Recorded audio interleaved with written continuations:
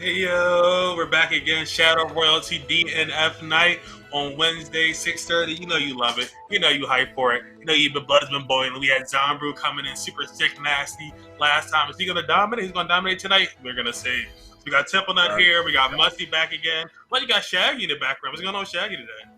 Oh man, I've been playing a crap ton of multiverses, bro. I'm out here gaming. You know what I'm saying? And I'm flying around. I'm going Super Saiyan. I'm playing Superman too. That game is super fun, but that's not what we're here to talk about tonight. In fact, before we come back to the screen, I'm going to change that picture. But yeah, tonight we're going to be playing some DNF, guys. And this is the biggest Shadow Royalty tournament to date, I think. I think this is actually the biggest one that they have hosted out of the net play circuit. So shout outs to them. We are at 51 entrants tonight. Let's go. Woo! Shout outs to everybody. And since we have so many people, bigger and bigger every single week. And to be fair, guys, just so you know, since I know there's probably more viewers, since there's more players, check out that Matcherino. You already know you want to. You already know you want to go over and claim those codes and make sure that whoever makes top 8 tonight, whoever gets in that money, gets as much as they possibly can and are rewarded for their efforts. So make sure you guys go and do that. But I think our first match up is actually going to be, it looks like it's going to be Relan and Asher. This is a round 1 match. I am not sure who either of these players are, but I'm excited for the surprise. Probably some online warriors that have been grinding the game out, getting super hyped into it. Let's see what we got. What we got? Yeah, come on, give me a good matchup. Give me a good matchup to start. Give me a good matchup to start.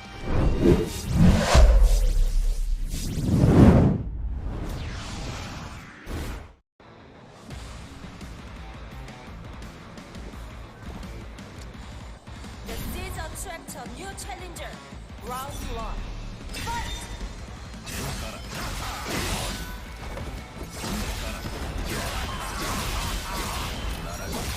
In the corner, one situation, boom, it's my turn. What's the RPS? Look at the candle. Safe jump. Under pressure. And Asher's coming out with a really strong lead right there. Oh my gosh. Ooh, okay, there's the classic knockdown. No, he had to come with a little long. Yeah, it's gonna fall out for some reason. Oh! And the DP hitting from the back, super awkward, not quite gonna work as intended there. Also, misses the conversion. Alright, so Asher's been winning a lot of situations. They're kind of just chilling out. One player's probably just sitting back, waiting for some meter. Look at the new game, wait for meter. Oh, nice! Oh, baitman, no punish. Yeah, Asher has to be really careful to not just get tagged here. Oh, and no meter to finish the combo! You could just, you're gonna lose! It's over! Oh my god, he dropped! He's out of meter! What the heck? I actually don't know why that's dropping. That's really strange. Anyway, next round start. They're kind of doubling it up. Putting in the traditional one.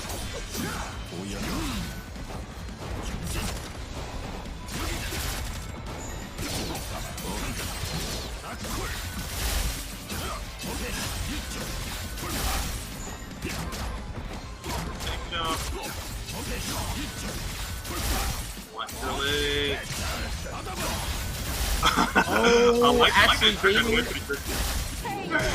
They just did the exact same combo they've been doing. They did it on block, but just immediately followed up afterwards.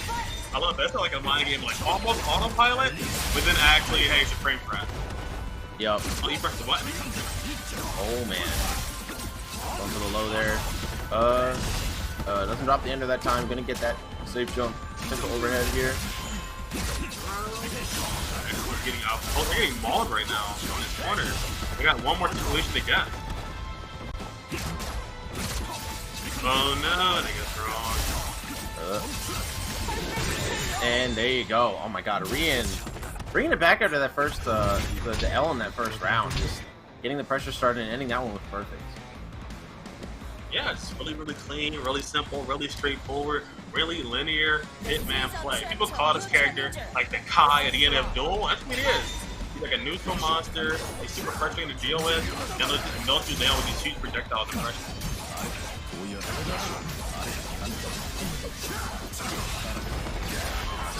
Alright, Asher, this is what the first match was going to.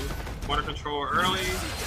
Go to the safe jump. Oh, nice big conversion right here. Whatever you want. Oh my god, this is gonna do so much damage, dude. Oh my god.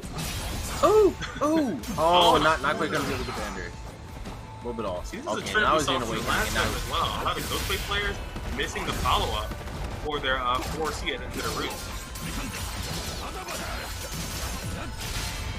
Oh, nice. Asher. Oh no. Oh my god, you gotta be so careful. Okay. Didn't have the meter in time. It's out. I cannot believe they didn't get reversal there. There we go. There you go. Yeah, there's a gap. Oh my god. Get DP'd.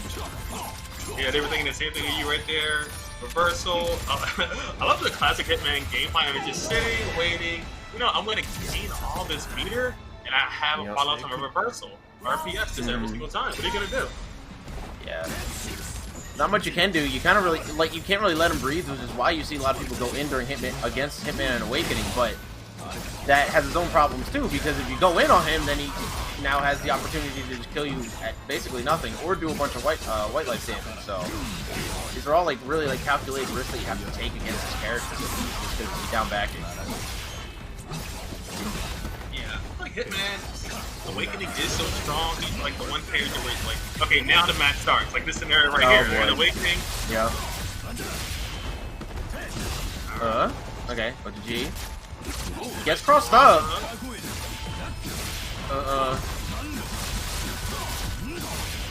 One more guess. Yeah, I was gonna say. Right, another cross up. God, I don't know how how to do it again, right? there. You're dead. You're dead. Oh my god. And that's gonna be a 2-0-3, and it looked like Asher had like so much momentum coming off of that first round, but Rian was just able to just stop the flow of the game every time he touched Awakening, and Asher just wasn't killing him fast enough. So that's gonna be a big L for Asher, but Rian is gonna be moving on to winner's bracket. Good stuff to him. Maybe we'll see Asher later, maybe we won't. Asher was playing pretty well, but sometimes you just get hit, man. Yeah, Asher was winning a lot of the early match scenarios, getting an early corner carry. I think the big difference was Ghostblade damage isn't super high, so you have to win a lot more scenarios. So even if you were winning those early match scenarios, once it was a situation okay, we have this Hitman, either it's Awakening mode, or gonna explode. Like literally, like 3 situations, and it was like a lot of the similar situations. Like we saw, like maybe one throw instead of pressure that did end up landing, but cross up. That's it. Yeah. Yeah, that's kind of like another risky thing about Ghostblade too, because like because his combos are so meter intensive, a lot of times like you'll see him go for throw in situations where you'd be like, oh, why wouldn't he just do like say pressure here? It's because he needs to take the time of throw to get some of that meter back.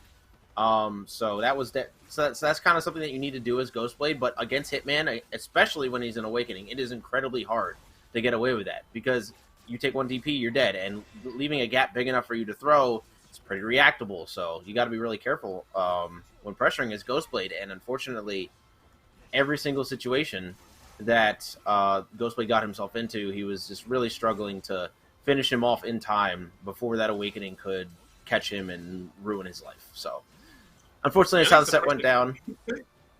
Yeah, so they were like always in Awakening, like at the perfect point. It's like, all right, now my time to play. Now it's my time to act. This is where the game actually starts. Yeah, pretty much, man. It do be how it be when you're playing as a character with 950 health versus Hitman. And yeah, that's how that one's going to end up. We're going to be getting another set really quickly for you guys, but I kind of just want to read down and see who's actually in this bracket today, because we do have a lot of killers. We have Zombie Moo, we have Meza, 2 members of our top 8 from last time. Zombie Moo taking the whole tournament pretty dominantly, I'd say. Then you have Baconhausen, who was a pretty good troubleshooter that we saw last week. AirTag Oscar. Holy Broly, of course. Point Prometheus. RJT, who I'm actually not sure who they play in this game, but I'm pretty sure they hail from Smash. I could be wrong about that, though. Then you have Gwen Stylish. You have Random Fiend, who I actually don't even know who they play in this game. I don't know who Random Fiend plays in this game. Gwen Stylish, though, a really strong striker player. Then you have Wavy, one of the strongest enchantresses. As well as a bunch of other really good players that I don't even have time to mention, man. Good stuff.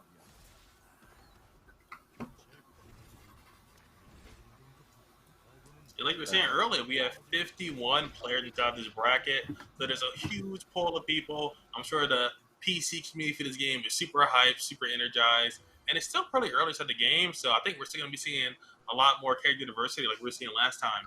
But yeah, with the zombie mode, they were mauling everybody last tournament. Just the Dragon Knight pressure, the damage, all those stabs, everybody was getting like pierced with all these like dragon loops at the corner, and nobody could escape it. And the one thing I remember particularly was their jumps. The way they were jumping and controlling their airspace, everybody else got an anti-air, and they were just jumping for free all day. So I wonder if everybody watching that match is going to catch on to that. Yeah. I also wonder about that, too. There was another thing that I actually want to point out about the Reland and Asher set. I think Asher was getting guard button checked a lot, because there were a lot of situations where Asher in those safe jump scenarios was actually getting crossed up.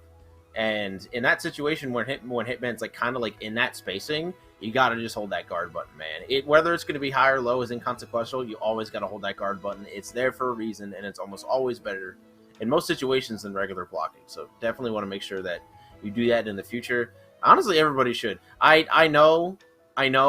It takes a while to get used to there being a guard button in a video game if you haven't played with them before. Like if you haven't played MK or Grand Blue, but trust me, if it's there, you have to use it. Yeah, I feel like it's like a mechanic. Like, why would I use this block button? I've been holding back all my life. And it's like, oh, situations like this. So I think it's like simple things like that people are still probably getting used to.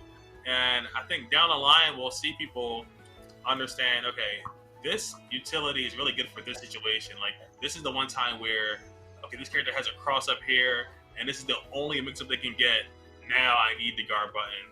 Before, like, now maybe I want to hold back the block or try to walk out or walk inside this ideal spacing. I think people like understand the situation a lot better over time. Yeah, it just takes time with games like this because, like we were saying last week, or like I say all the time, I feel like DNF isn't really like any other fighting game that's out. So getting used to it has been really weird for a lot of people, and some people just don't even want to get used to it. And you know what? That's fine. But I will say that the game is pretty intensive on like it really wants the game for you to play it in its way. Like there's not that much room. Well, there is room for experimentation, but I will say that the game is really like you have to deal with this option in this way, or you don't deal with it at all. You know what I mean? Stuff like that. So you definitely got to keep on that. And I'm excited to see too if we're gonna have any more Swift Masters. We didn't see as many as I would think. You know, we might be seeing a few more rise up. I feel like Swift Master and Ranger are two characters that feel like polarizing enough to where they kind of just dominate people. Swift Master is because he has a really strong set play, a really strong Oki, dealing and pulling second people into one is really strong, and Ranger just because he plays out of a lot of people's optimal range. So it kind of throws people off if they're not comfortable with that certain Rangers player's playstyle. But it's keep people out, being really frustrating, being really annoying, and then using a grenade and then opening up people out of big scenarios. Yep. All right, I think our next match has actually just come in. It's going to be Meza versus Jax Vex. Meza, pretty strong Swiftmaster player. Last week made it all the way to top 8. What was unfortunately a victim of what we call the drops. You know, they just kind of keep it like you get one and then they just keep compounding on top of each other over and over again. And he was kind of a victim of that last week, and even then he was still able to put on a good show in his top 8 match. So Meza, a pretty strong player. Jax Vex, I am not familiar with, but they got a TTV in their name, so they must be cool. You know what I'm saying? It's one of those. Streamers out here. You love to see it. You love to see it.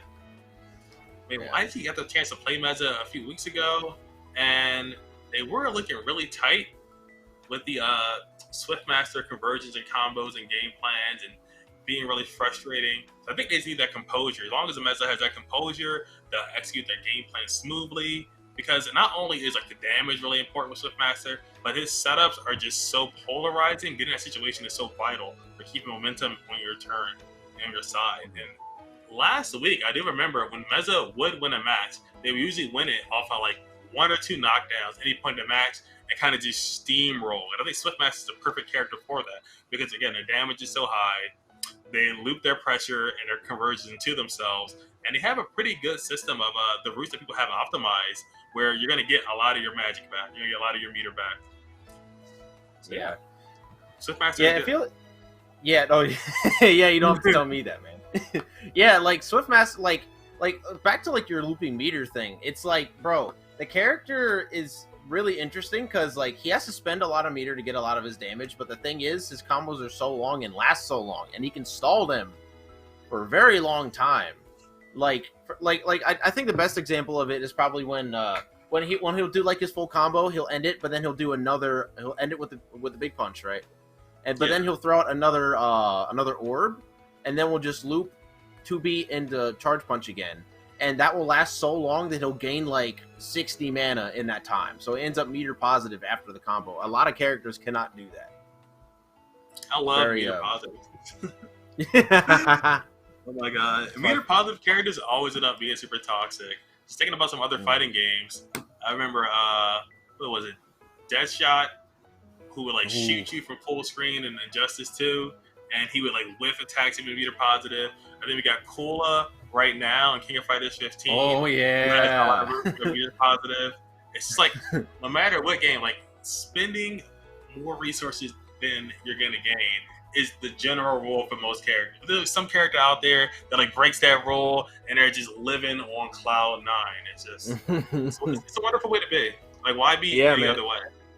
Why be any other way if you could just be the best? You know what I'm saying? That's what Smithmaster does. That's what Kula does. That's what all those characters do. And when you have things like that in the game, it becomes pretty polarizing because no matter what hit that they get, they're always going to get their maximum damage, like Swiftmaster does, and Kula always gets her full combo. And she, oh my god, man, you're bringing back Kula memories. I'm not fond of them. Oh my gosh, I'm getting PTSD from 2B, bro. Come on, you can't do this to me. I love that character. I love that character so much. And I'm also getting really excited. She's just super fun. Actually, I want to ask you about this hoodie you got on too. I see you got a blue-eyed white dragon. Yeah. Yes, this. I just see this on.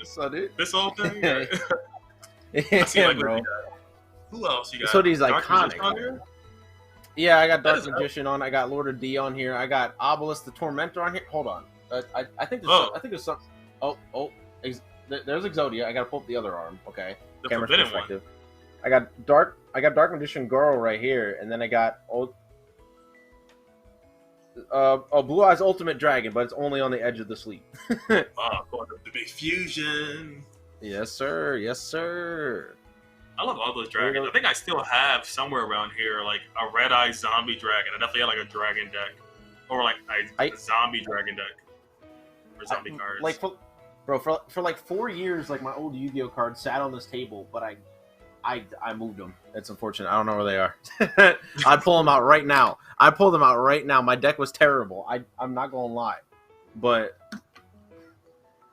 my deck was trash. But I was also like 8 when I played, so I had no idea what I was doing. I'm like, yo, this card looks cool. I'm gonna use it. Yeah. That's the best gameplay. That's what they did on the show, right? Just have all the cool cards. That's what you need. Attack the moon. It's just like, all right, word. I'm like, bet, bro. How you gonna smoke an entire ocean just to beat this shark looking ass? Come on. Damn, they were cheating. Dehydrate myself right now. Woo. Yeah, good idea. All right, it sounds like our players just showed up in the room, so it's gonna be Meza versus Jax Vex. So we're gonna see how this goes. Once again, like we were saying, Meza, pretty strong Swiftmaster player. Jax Vex, not familiar, but we will see what they have to offer coming up in this set. Right now, we are getting into it.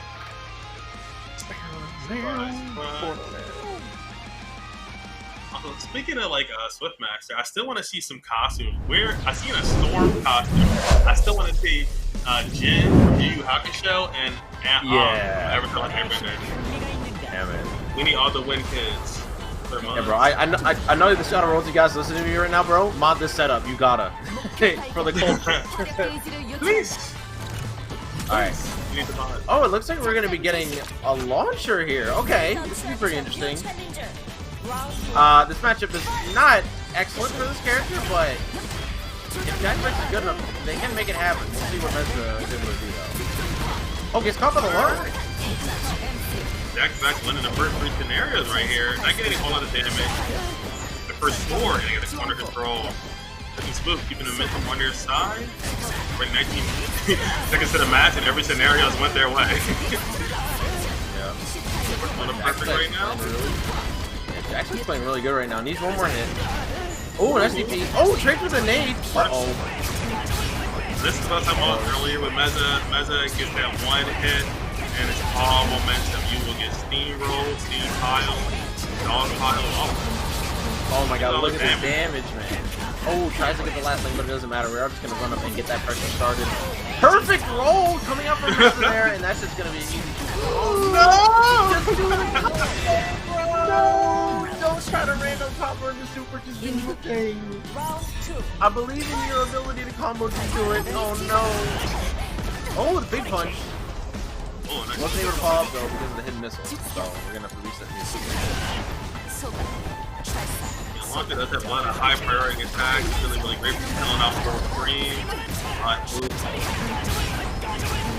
Look at all the damage. One scenario. Look at how far it's melted. Barely put Launcher into wake.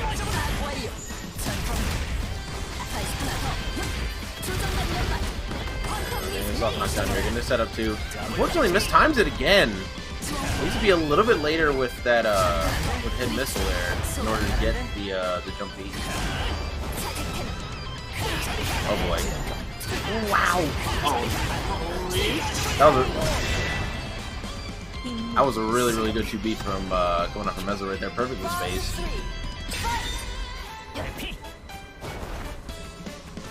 Alright, so Jack's back. They were winning a lot of early match scenarios. Kind of chilling out right now. Looking like a little hesitant. Not trying to force anything too hard. They've been eating these wind tunnels, getting knocked down the full conversion to try to win a scenario.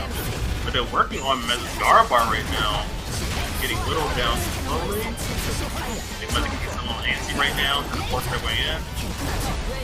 I am loving the play from Jax right now. Only needs like one more big hit to get this kill here. That's not gonna be it. We need one more solid hit in order to close this. Yeah, Meza has to be like really cognizant of this. Oh no, there's not the meter for DP. Might have been able to kill there, but oh my goodness, catches the forward, and Meza did go down 1-0. Yeah, kind of just gonna find a lane in, and it's got whittled down slowly. And like Jack's back was ready for every situation to try to get in that round. Honestly, if I'm Meza here, I'm going to be saving a lot more of my meter for Spiral Swords. Because at this point, like, a lot of these interactions can be just straight up avoided by activating them. So, let's see what he ends up doing. Big combo, though. What's that? Yeah, good guard cancel. Catches the roll in. Yeah, Jack's been great for catching these rolls, kind of punishing and being aware of exactly how Meza wants to get in. Oh, the laser was really smart from Jax there. Oh, look at the guard damage slowly building up on Meza here.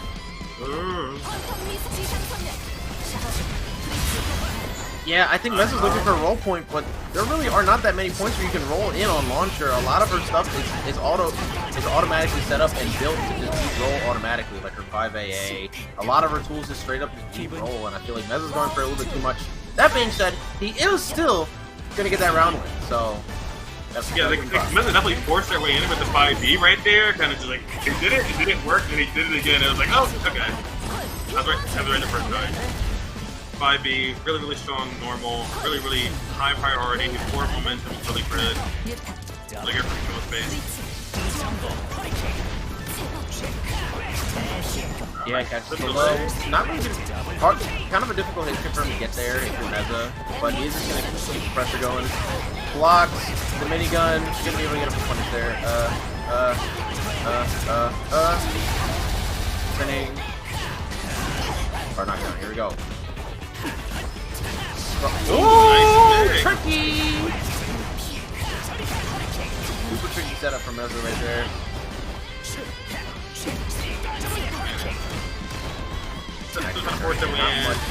Going. There we go. Spiral Swords activation. Oh my! Oh, almost as able to combo for Spiral Swords, but it was just a little too late. They just barely disappeared. Guard thrust from Jack back. Yes. Tornado again. Fortunate turn. Jack is living on a pixel right now. Here we go. Spiral Swords are back. We have a bunch of here on the table. We're already starting to get it back. Ooh, okay. Yeah. At this point, Meza could just chill out. It's only 14 seconds left on the clock. You don't have to do anything. And it decided to wake up throw. Wake up throw right there is going to actually just close out that round. And now it was 1-1. Good adjustment so far from Meza. Especially by the end there using those spiral swords. Really good stuff. We'll see what we'll see if he's able to clean up the set here. Or if Jaxfex is going to take it. Jaxfex still playing well. It's just still hard. Yeah. Jaxfex has to win so many smaller scenarios. So, in Meza with Swiftmaster, all these obstacles, nice crew, they're definitely a momentum-based player, and they definitely are competing so heavily with just that one early turn. Oh, whoa! Oh, Meza with a hand DP. Oh, no combo for Jaxfex. That is so unfortunate. Could have been a huge damage, but now Meza's going to get that white life back, and it's only barely going to even matter at all. And that is actually moving around. Look at that 5B punished them as they were landing, too. Oh my god. That normal is amazing.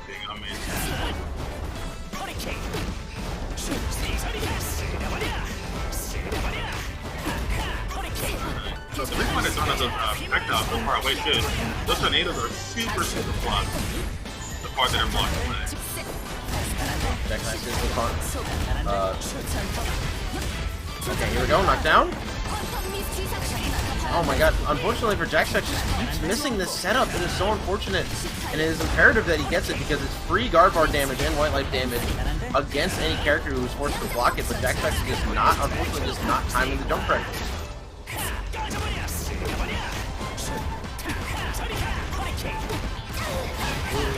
Guard bar kind of low.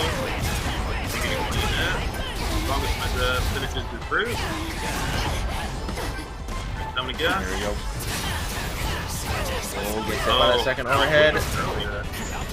Oh, and there's the drop. And he just does DP in the air. Anyway. I'm doing it anyway. I'm doing it. Draw opportunities, baby. You love to see it. Good stuff to Meza. Going to take that set 2-1. Jaxfex unfortunately going to go down to losers, but a pretty good performance, I'd say, coming from Launcher there. Yeah. Really good control.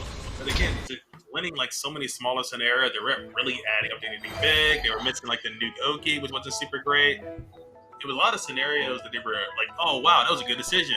Oh wow, that's really great. But it wasn't adding up to the big momentum they needed to like win the rounds. So yeah. And we saw that pretty much last match too, where a character is like winning all these scenarios, the player is like winning all these little things, and it's like, oh well, that's a loss in round 2. It's such a big damage differential, you know?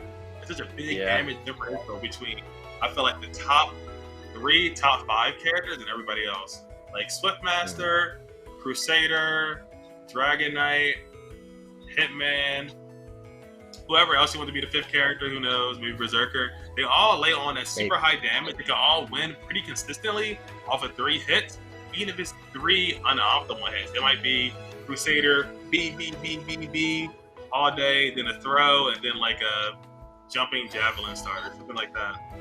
So if you can't win off these scenarios, like unless you want to be right all the time, hey, if you can do it, if you can pull it off, congratulations, you must be a really cool player. But if not, you're gonna struggle. Yep, you will. Once again, like I was thinking earlier, it is a pretty rough matchup for Launcher, right? Like Spiral Swords kind of negate most of her kit. And I think with the tools available to them, I do think that Jaxfex did a pretty good job. Unfortunately, was just missing the setups that they really needed to get that extra guard bar damage in. Because that's the biggest threat when you're playing Launcher. Because she doesn't really have a mix-up, she doesn't have an overhead.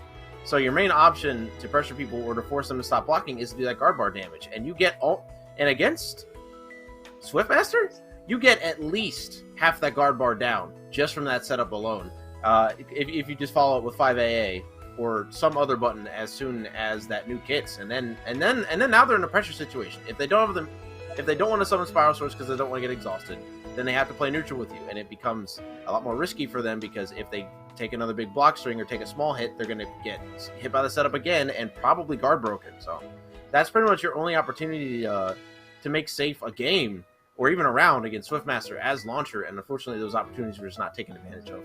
Hopefully in the future, when we see Jaxfex again, we will be able to see that setup use its full potential. But unfortunately, it was not meant to be today. And maybe we'll see them again in losers. Like I said, they were playing pretty good, so we'll see how they do. That's this huge bracket.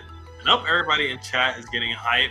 And I think the fun thing about playing in a tournament and being inside the chat and you're also playing on stream is that you get to be like, oh my god, you get to react live and you get to like, oh my god, I didn't want to play that person, I'm glad they lost. Or, oh yes, finally, this is the matchup I've been trying to learn and grind out. Now I get to play this player in tournament and show it up and practice it.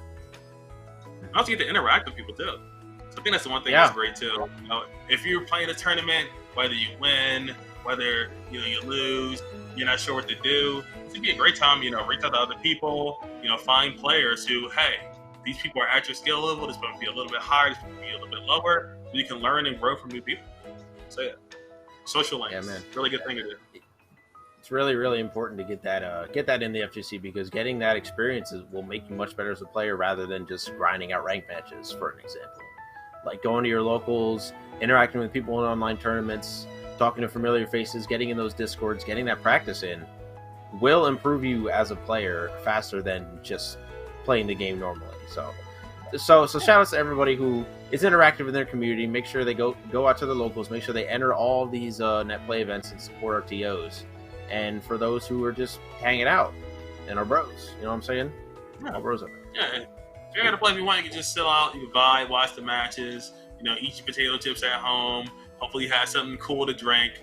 In Philly, it's a heat wave out here. That's why I got this huge thing of water I'm drinking on the side. Stay hydrated. Your body needs water. It was barely cold. So for the last week, right? It was so hot in my room. It was so hot that my AC literally couldn't keep up. So I'm just sweating bullets in my room with the AC pumping loud as hell. And finally today, though, it was moderately chill enough outside that I could actually wear whatever I wanted inside. So that's why you guys get the hoodie today for your viewing pleasure. Oh my gosh, I went outside today to get some stuff done. I thought I was gonna have a heat stroke or something. I'm not made for this. I'm not made for this Philly heat. I'm not made for the Philly cold. I'm not made for the Philly rain. I need to move somewhere like Holland or something where it's spring all year round. Dude, Pennsylvania weather makes no sense. It never knows what it wants to be ever. It is super random. It never knows what it wants to be ever. It is ridiculous. But yeah, I think our next set is actually gonna feature Zombie Moo. It's gonna be Zombie Moo versus Snacks. Zombie Moo, one of the premier Dragon Knights in the game right now. Snacks, once again, another player I'm not familiar with, but actually taking out Wonderful Deluxe. Someone who I'd like to note is a pretty good troubleshooter player. So we'll see how they stack up against Zombie Moo. It should be pretty cool. Yeah. Zombie Moo, they're the Shadow Royalty champion in the last tournament. Can they hang on to their title? Will they be defeated and fry all their knights and chains? We'll see. We shall. It's one or the other. It's either the highest high or oh no, why? Oh no. Yeah, that's how it be, bro. That's how it be. Alright, here we go. Alright, it looks like it's gonna be Striker versus Dragon Knight. I've talked to a couple of Striker players. They really do not think this matchup is good for Striker at all, and I can kind of understand why. I feel like a lot of Strikers' good neutral options are covered pretty well by play, as well as some other options. But that being said, though, big hit for Snacks. Oh my god, Max Pick's going in right now. Early corner control, jabbing him up right now. Zombie Moo getting mauled in this corner, and it's a bunch more match left. So, pressure keeps coming up. Nice. Get out there. Whoa, oh nice my god. DP. Jumped the dragon, but ended up getting DP'd anyway. Alright, here we go. Zombie Moo with the neutral presence here. I'm liking the pressure. Oh, nice. Jab the dragon. Zombie was at a meter right now. Nice. Oh, DP no conversion. Yeah, unfortunately. Nice, he's jabbing it out. Oh my god, DP in a 1 inch? Okay. Snacks, playing with green. I think right here is awareness with this striker. Avoiding all the pressure that everyone's been eating. Everyone's been holding the dragon all day and night, but no, they're so ready to keep their current momentum. pressure just right. Oh my god, actually getting caught low because they don't want to get guard broken, but now, instead of dying, it's now going to be one more touch. Snacks has just been doing a really good job of just siphoning off the dragon as a neutral option there for zombie move. It's working wonders. Oh, here's Astra. Spinning. Nice meter gets immediately out. Ooh, batter up. They're waiting for opportunity, waiting for a clean way in. Ooh, that air fireball was huge from Zombie Moo, man. That was so clean. Yeah, Stick was looking really, really smooth right there, but Zombie Moo breaks it back. Oh, wow. Punishing with DP again, punching the dragon, jabbing up. Again. The dragon just getting ducked in every situation. Zombie Moo really wants to continue that pressure. Oh, but they get a big hit in the corner, chilling out. Looks like they could have made a roll, too. Great roller, great DP, but oh man, and a drop from Snacks there. Oh, and the pressure actually just whipping straight up. Okay, here we go. Wow, just mashes out, dude. Zombie Moo is so great. Ooh, nice. Dagger kill from Zombie Moo. Like Snack. Oh yeah, this might be dead. See a wrap here, and it is Zombie Moo taking that one. Snacks though, making it very close. Yeah, Snacks got all the momentum to the first round. Kind of shifted slowly more into the Zombie Moo's favor in the last two rounds. But yeah, their early match momentum and their early impressions, Max is like laying it on. Yeah, we're just gonna do the run. It's funny, we have seen a trend for the last two matches. Whoever had the early momentum seems to be slightly will reverse every single round. So look at this strength continue. It's actually kind of unfortunate. Okay, here we go. Big pressure coming out. All this guard door damage. Forced to guard cancel. Ooh, and a big whiff from Zombie Moo. No punish. Okay, here we go with this guard bar damage though, and I actually don't think Zombie Moo is going to get the guard meter in time, so it's just going to take the hit. But Snacks not finishing the combo. No. No, Snacks. You had it in the palm of your hand. That is so rough. Oh, and the DP gets baited. This is going to be a huge punish. Nice link. Okay,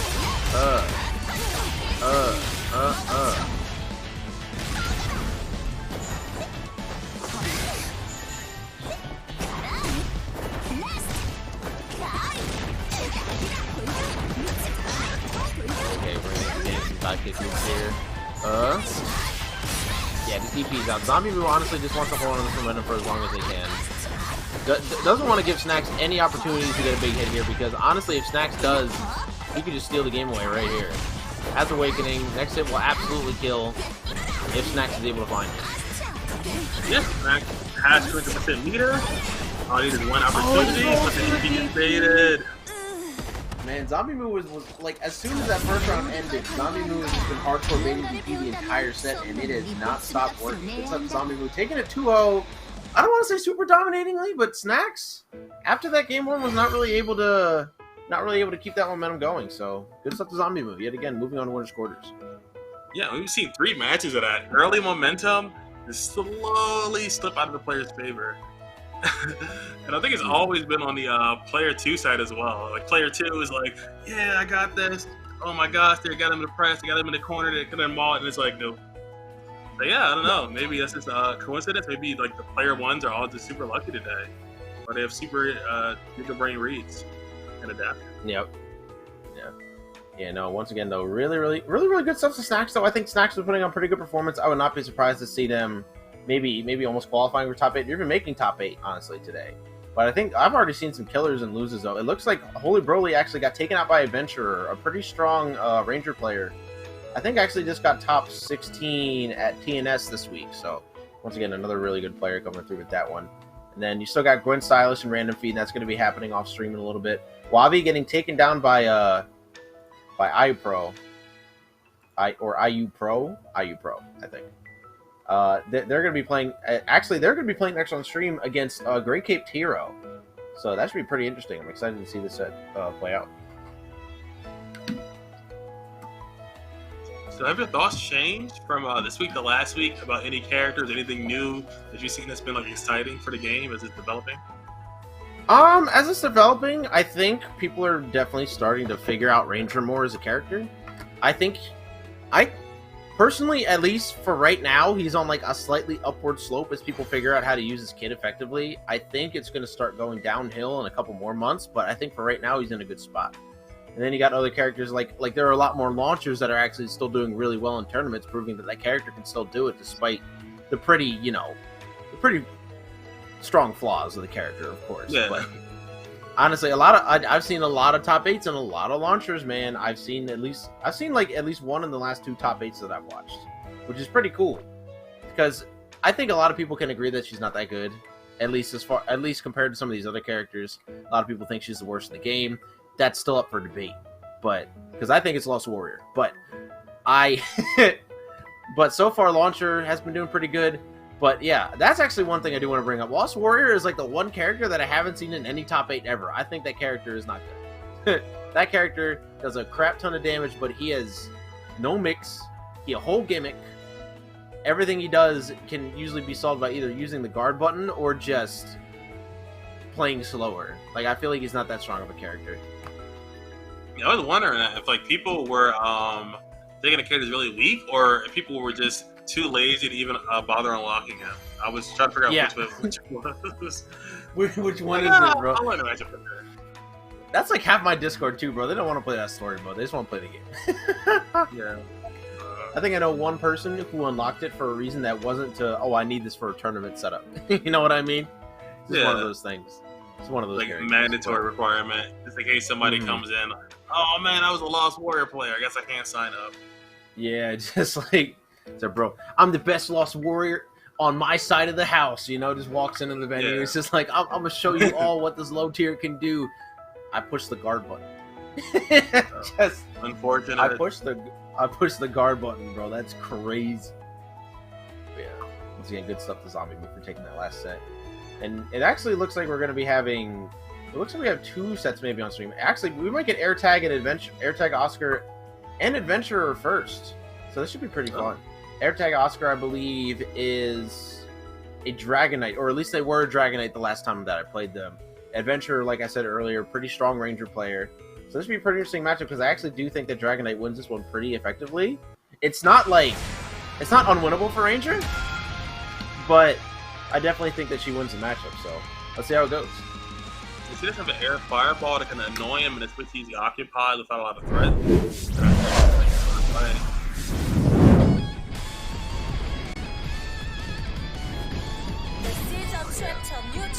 Oh no, we are getting Luke Pro and Great Cape Hero first. It looks like it's going to be Dragonite versus Grappler.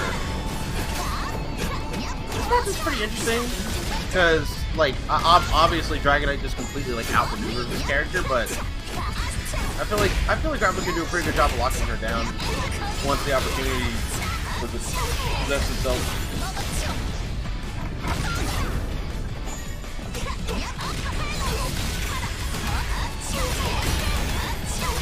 Alright.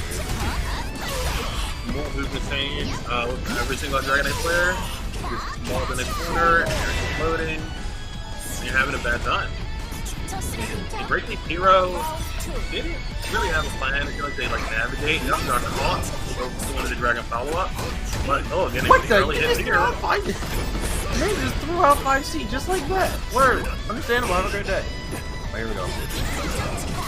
Oh, nice. At the shoulder end, you get a stand. Ooh, nice roll. Look at this damage coming out. We're going to save kill time. Ooh, nice delay right there. Get a little tricky. Nice DP coming out there from Lucro. Great Cape Hero really struggling to find that first in. And Lucro just covering almost all of Grappler's options right now by just throwing an air fireball.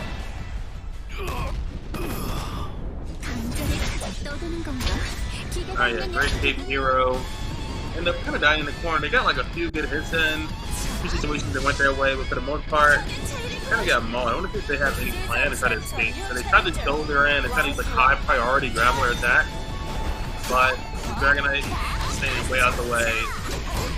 Oh, nice! Big hit right here.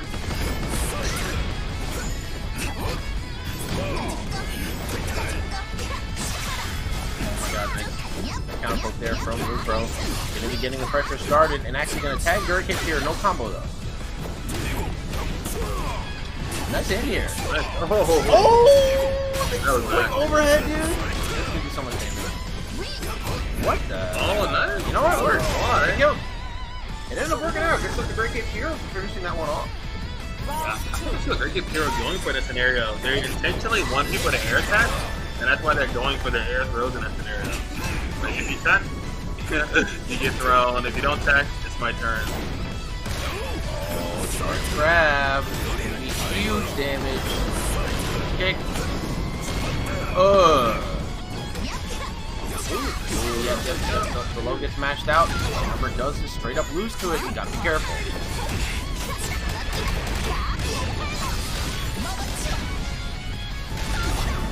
Alright.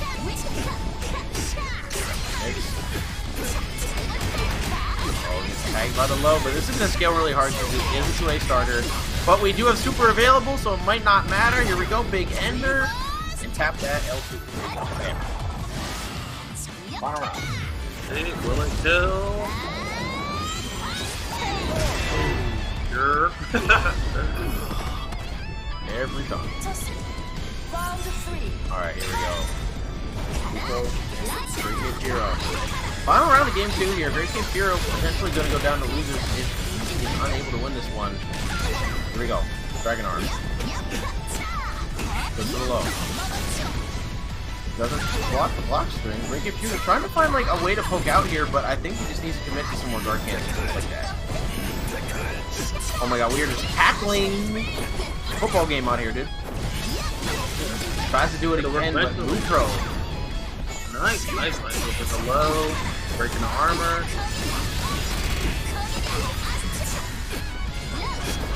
Lupro is just doing way too good of a job checking with lows for Great Cape here to get away from any armored options. He tries to do the jump in grab there, but just gets DP'd. Lupro playing really reactive neutral here, taps that 5C, and that is going to be the end of the set. Lupro taking that one 2-0, and actually moving on to top 8. Good stuff.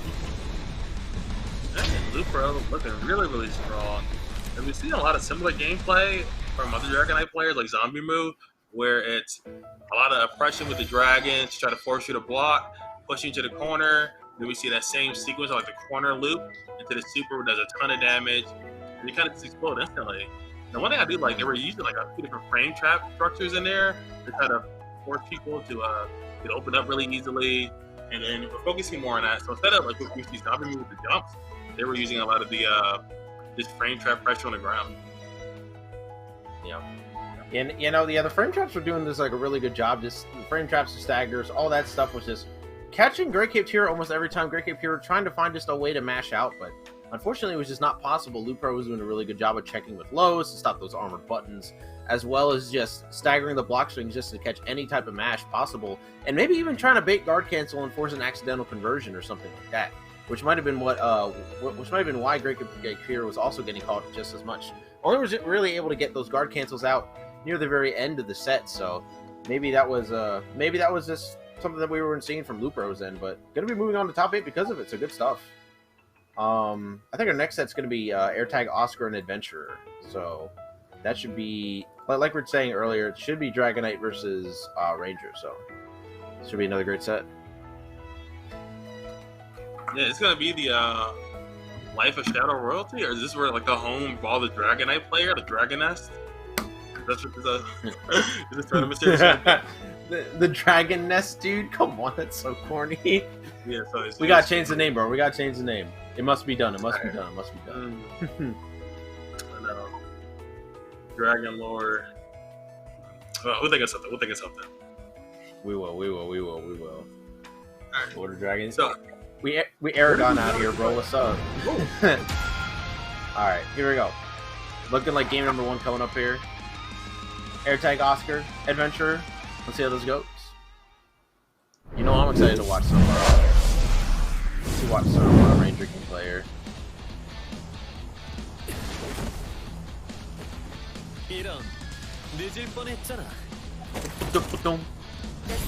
Dang, you're gonna skip the whole intro? That's crazy.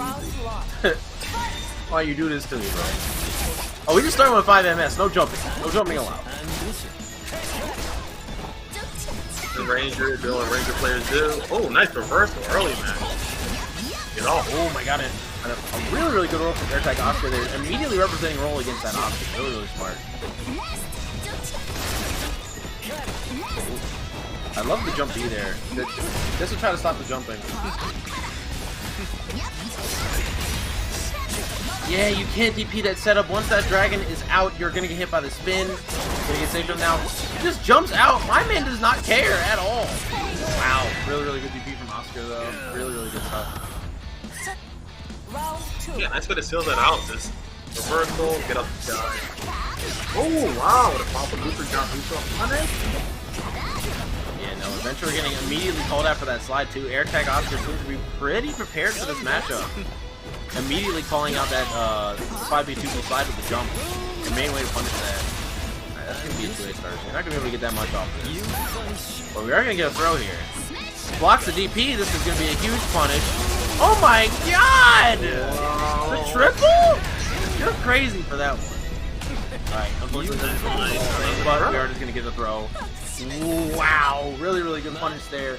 With the conversion, maximum damage coming out. Adventure, looking pretty good right now.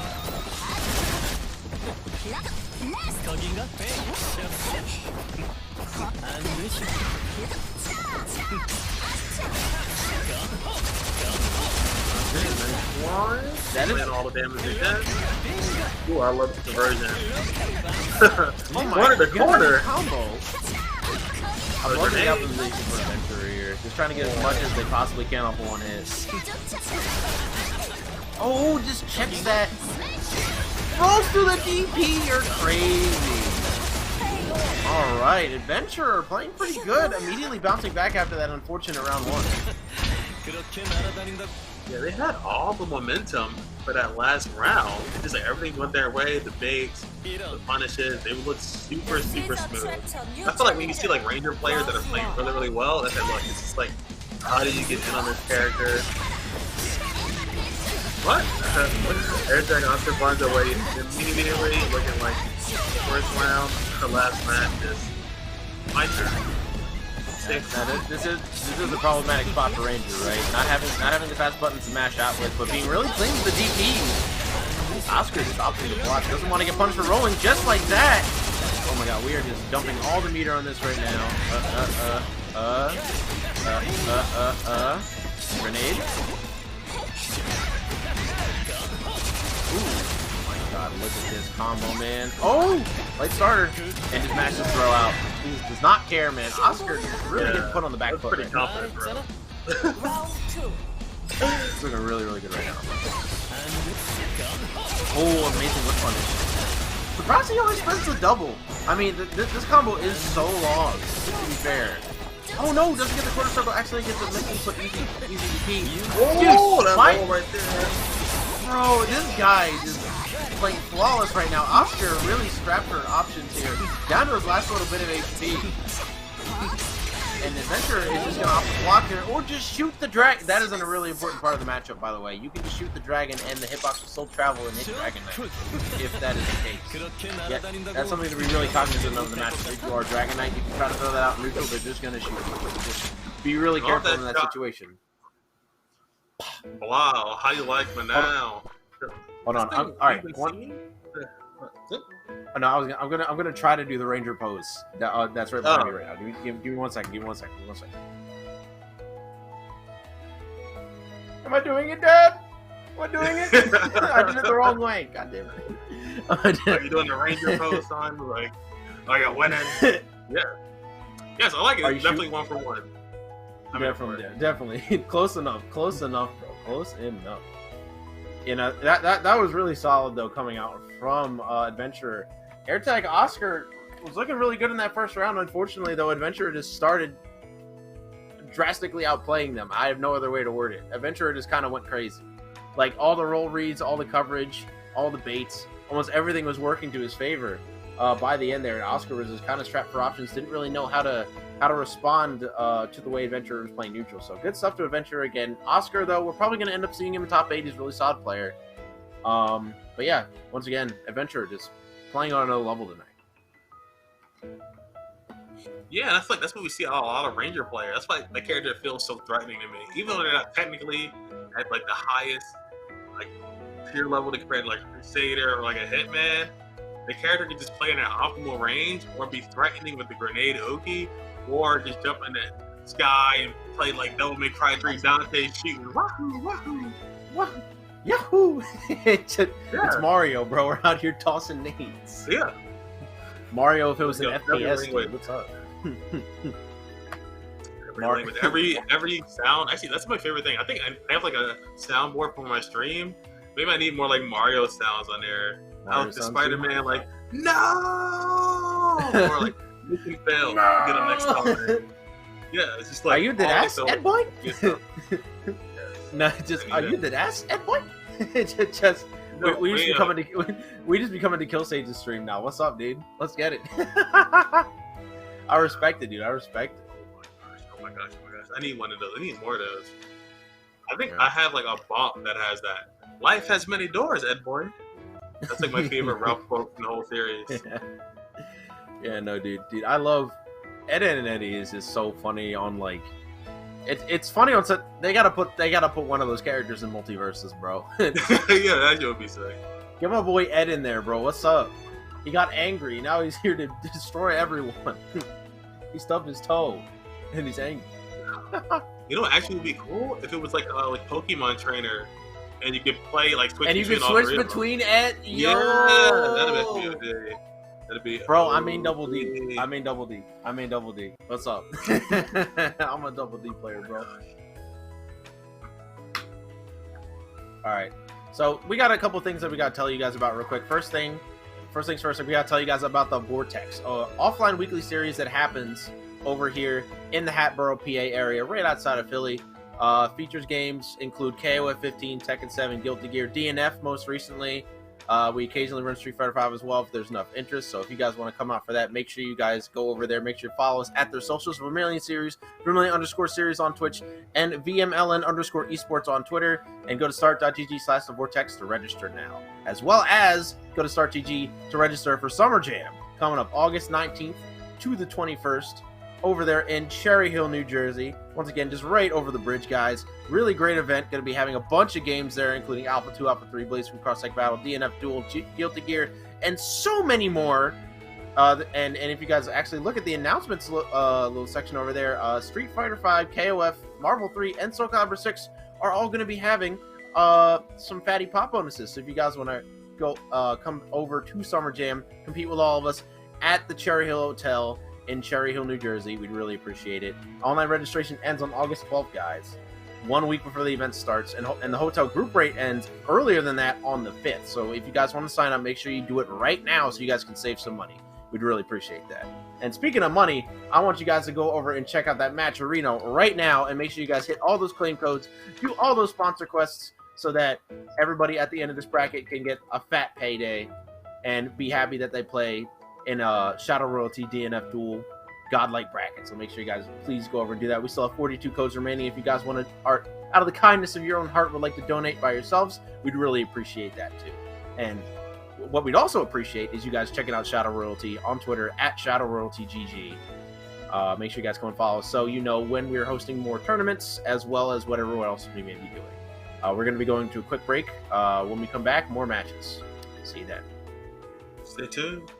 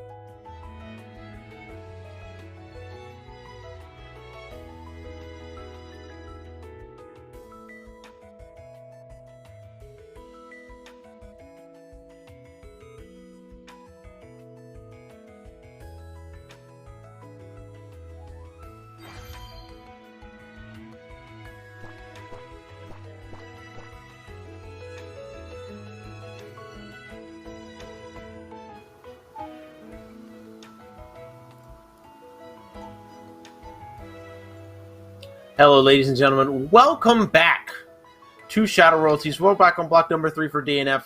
We are almost at top 8, but we got to get some losers qualifiers out of the way first. First off, I believe we're actually going to be running AirTag Oscar and Wonderful Deluxe. AirTag Oscar we saw earlier, pretty strong Dragonite player, and then you got Wonderful Deluxe, who I mentioned this a little bit earlier. We never got to see him on stream, but Wonderful Deluxe is a pretty strong troubleshooter player. So this should be a pretty interesting matchup, I think, because once again, like a lot of Dragonite matchups, Dragonite kind of just like flies around, kind of outmaneuvers almost every character in the game. Troubleshooter, though, has these huge buttons, and I think a button that we're going to especially see a lot of is Troubleshooter 2S. It hits so high, and it is hit convertible into grenade almost immediately, so if Dragonite is ever in that flying state, you can be sure that if Wonderful Deluxe is below, we're going to see that big old button come up. Yeah, and I want to see how we're going to see Oscar navigate, because Troubleshooter does have a lot of huge attacks, the huge shotgun blasts, kind of annoy you by throwing out the net, throwing out the grenades. And the one thing I do find the most annoying about this character, they can put themselves in Awakening. It's like, oh my gosh. Oh man, yeah. Characters that can do that are crazy, man. And even though I don't think Troubleshooter's game plan changes too much from his reward on hit and his damage just becomes so insane when he gets the wall bounce from the shotgun. Oh my god. The combos just do so much, and you really have to be cognizant to not get hit by that at like 60% life, or you will just get eviscerated and die. So you got to be really careful when he gets into Awakening. But and not even to mention the move that puts him into Awakening boosts his damage as well. So there you go. There's to be more damage on top of that. You know what I mean? Crazy character. Yeah, and so we're gonna see Dragonite. So who do we have in this top 8? So we're not quite in top 8 yet on the loser side, but in winners, it's looking like we're gonna be having Zombie Move versus Adventurer. Both of these guys, I think, are my favorites. Both of them are my favorites for first and second. So seeing them fight this early should be pretty interesting. And then on the other end, you have Gwen Stylish, really strong striker player, as I mentioned earlier, and Lupro, who we just saw take out Grey Caped Hero with another strong Dragonite. So if Oscar wins this set, we'll have 3 Dragonites in our top 8. That's pretty interesting. Yeah, so we need to think of the name. So we can't do Dragon Nest, right? That's too cheesy. So what's the other dragon? How to train your dragon? Dragon Lair. Nah. We gotta get complex with it, bro. Aragon. We gotta throw it back to an old book about dragons. Aragon, bro. We gotta throw it back to an old book about dragons. You know what I'm saying? You know what's up, bro. Yeah. The series. Great book series, terrible movie. Don't watch that movie. Don't watch that movie. That movie's not good. I'm gonna Google it right now. Aragon movie, bro. That don't came out in Bro, I saw that movie back when Netflix was still doing DVDs. You remember that? Oh my god, bro. Yeah. Oh my god. What a crazy time to be alive, bro. Remember before Netflix was terrible? Okay, well, no. I shouldn't say that. Stranger Things is still okay. Everything else on the platform is kind of, you know what I mean? Just get out of here, bro. But I feel like if you say the word blockbuster, you like Netflix. You know, I'm just gonna get sucked into hell. It's like you probably belong here, bro. You're showing your age. But here we go. Wonderful Deluxe versus AirTag Oscar here. Game number 1, and we are big chilling over here in the bar. Okay. Nice carry under control. I like representing the MC low early.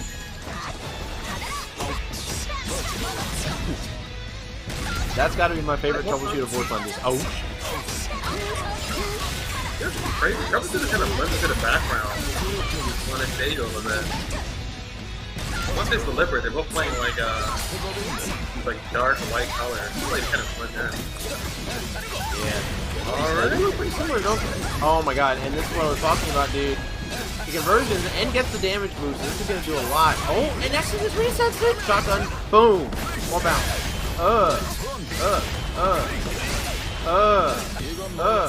Super. There goes your time. Bye bye. Have a good time. See you next round.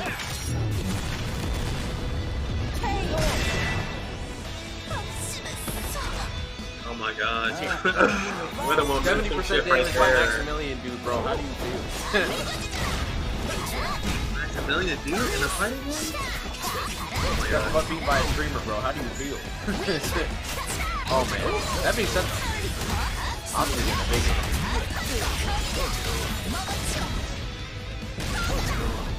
Look at all. Oh, wow. Like that delayed overhead. Mix it up, mix it up. Set up. Not actually going to put him in Awakening either. Look at this pressure, man. Oh, doesn't have to dash forward, though.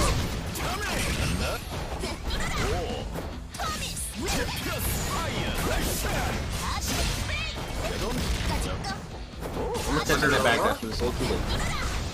Coming out right now, getting over the meter, got a grenade. Uh-oh, that was a really good throw. Uh-oh. Uh-oh. Is it all? Oh, too far. Doesn't dash far enough. Uh-oh. Gotta pass up with that dragon. Cannot take a single other hit. Wonderful Deluxe. Trying to find his one way in. And that's it. Gets the roll. Ooh, ooh, ooh, ooh. Boom. Clutch round for Wonderful Deluxe there. Unfortunately for Oscar, though, he's now on the back foot. Has to make his comeback happen. Yeah, and Oscar had all early momentum. Wonder Deluxe was low on health, but they were able to come back each and every time. Bring it all the way back. All the way back. The seeds attract a new challenger. Round 1. Fight! Round 1. Confident early match reversal.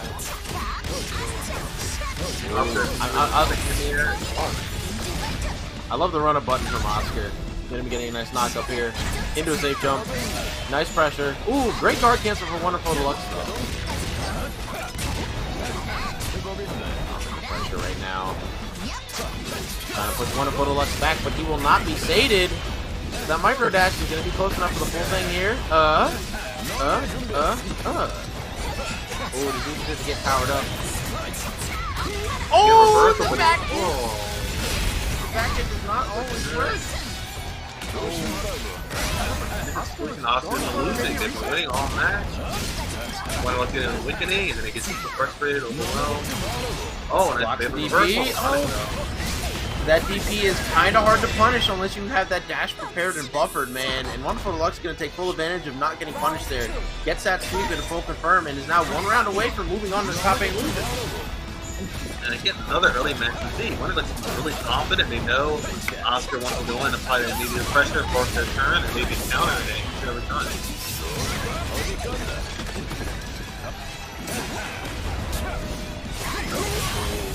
Tries to go for a big swing, unfortunately for Wonderful Deluxe though. Oh my goodness. What a throw game.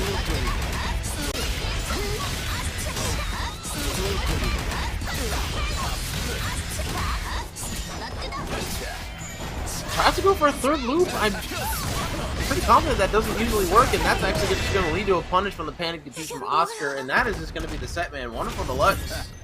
Going to take that one 2-0 in a fairly dominating fashion, I'd say. Yeah, for the first couple matches, they were losing. They were down pretty bad. They were in Awakening, able to come all the way back.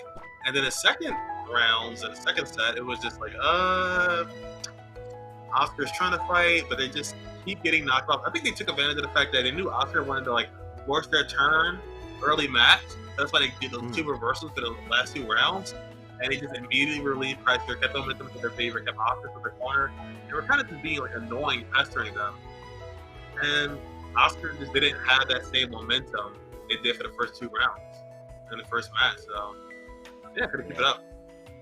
Yeah, that's kind of what happened to Oscar and Winners too, right? Like a lot of momentum to get the set started, but then it just kind of tapered off. And Wonderful Deluxe is going to take full advantage of that. And like, there was so many rounds where Oscar like had like a kind of like a solid lead, right? And then Deluxe would just take it right away with a big combo, and then go into a nice little setup, and Oscar would get caught mashing or trying to jump out, and it would just end up ending the game right there. So really good play from Wonderful Deluxe. Gonna be moving on to the top 8. A pretty sizable losers one too. if I do say so myself. Had to run it all the way back from losers round 2, winning 1, 2, 3, 4, 5 sets to make it a top 8. So yeah, great stuff. You gotta love the losers run. I always think about it like the hero's journey. Mm-hmm. You know, really, really good stuff. Up next though, Tai versus Bisu. I don't believe we've seen either of these two on stream today, but actually. And this was actually like on path for Meza to make it the top 8, but Meza getting taken out by Relan a little bit earlier than that, and then Bisu taking out Relan 2-1 to make it here to fight Tai. Tai we have not seen yet, made it all the way to winners corners, getting taken out in winners by Gwen Stylish, who I think I rate pretty highly as a player, so not a bad loss at all. But now Tai versus Bisu, I don't know who either of these two players. It's gonna be news to me and maybe for you. Do you know what they're playing?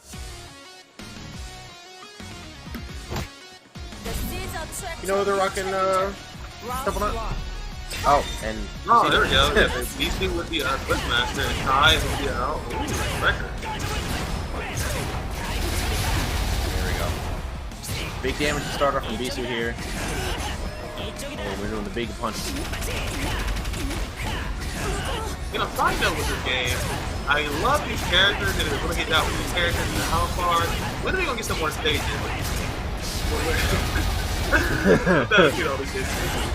I'm also trying to see more stages, but man, before we do any of that, let's make sure we get a season pass confirmed first. All right, good round from BC though.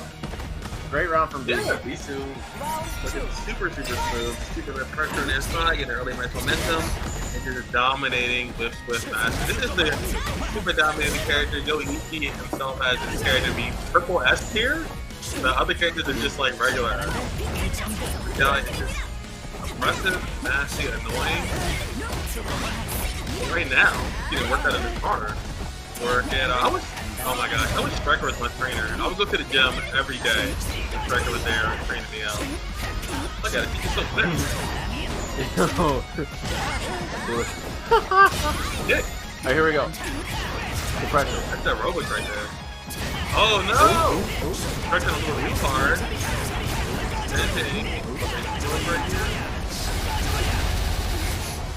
And this should just lead to a kill here. Oh no! Dropping the ender, but we're just gonna activate Spiral Swords and start blocking low. Just in case we get up to this line here. What a great throw tag. Force the guard cancel there, doesn't want to try to get anything.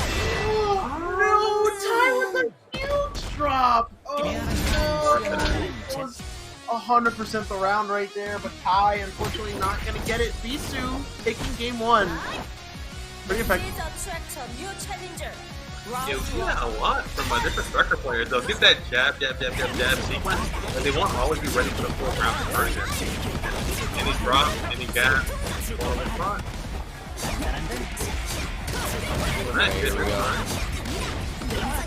It is going to be a light starter from Tai here, so it's just going to be another knockdown, but... Ooh, interesting defensive option from Bisu, but not very plus on hit there. That's basic, so just gonna get slid in on. One in. Launcher. Ooh, okay. I like the setup. I'm loving this setup.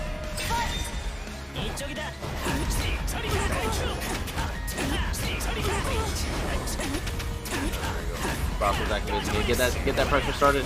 Not much guard meter remaining for Tai here. Has to. Oh my goodness. Yeah, they had that part for. Ooh. Goes for a very silly reset. BC gonna get so much damage off of this here. Doesn't miss it that time. Oh, we're gonna stall for some more meter. All right. Another one. Reversal throw from Tai. So confident. Oh! The huge starter. Oh my god. I think right there, BC actually getting scared of getting guard broken, but is now just dead. You're dead. You're done. That's the round, that's the game. Dude. Jesus. The big punch, dude. The 1 inch. Punch to death. Oh my god, Bruce Lee would be proud. Oh, absolutely. Bro, he'd be proud too. Goodness gracious. Alright, here we go. Loving the pressure already from BC. Ooh, starting to force his way in. Reversal. Oh, yeah. Nobody's blocking. Great. Oh my goodness, he's gonna get a 5B.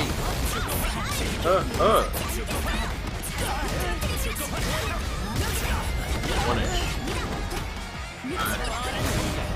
Ooh, canceled away. Oh, hates the throw that time. Good adjustment from Bisu in this pressure. And look at all this damage he's gonna get now. Has to be a little bit careful. Yeah.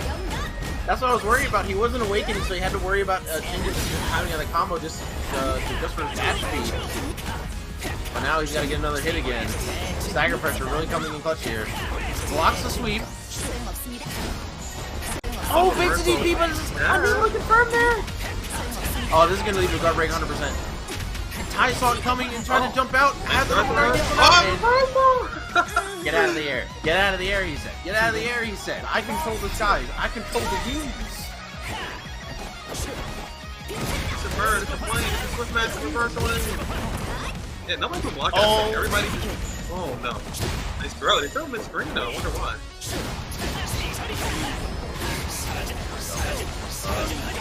The triple uppercut combo. Triple uppercut combo is a rare sight because it's technically unoptimal. But god damn it, if it's not like the coolest thing I've ever seen. Tries to make guard cancel there.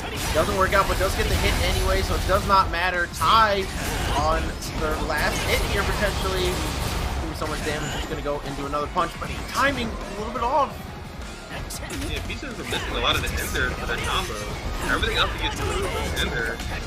Oh, gonna close it. Bisu taking it 2-1 over Tai in a pretty, honestly, a pretty nail-biting set. But once again, Bisu though able to clutch up in that last game and take the last one pretty solidly, despite Tai's really strong game too. Yeah, we saw reversal hair, and then the other person with reversal, and the guard thrust, and constant momentum shift. That's like the most back and forth match we've seen so far, where it's just everybody's swinging, everybody's taking their turn.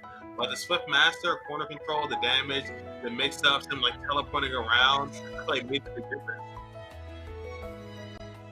And they were just so easily just open up Tai. Tai just couldn't get a good chance to like block consistently, and then they were spending a lot of meter for like their conversions and their corner carry, which was working out pretty well. But then they didn't have it again. But a pressure sequence, they were working on like a guard thrust scenario, but they didn't get reversal earlier, so they just kept getting reversal in critical spots. And I think Bisu counting on them never baiting it. So like, okay, you're not gonna bait it, keep busting out, keep reversing, keep doing it like that. Yeah. All right, our next set though. Zombie Moo versus Adventurer. That's going to be our first set of top 8, everybody. We are into top 8. Speaking of... And I just want to really quick mention the Matcherino again, guys. We are in top 8 now, so 3 of these competitors are going to be getting paid out, and I really, really hope that you guys donate to the Matcherino and do all those claim codes so that their payouts are worth their time and that they made it all worth it for this great DNF tournament. So make sure you guys go and do that real quick. But back to the match here. Zombie Moo versus Adventurer is going to be Dragon Knight versus Ranger again, and Adventurer did just play AirTag Oscar in winner's bracket, so pretty warm on the matchup.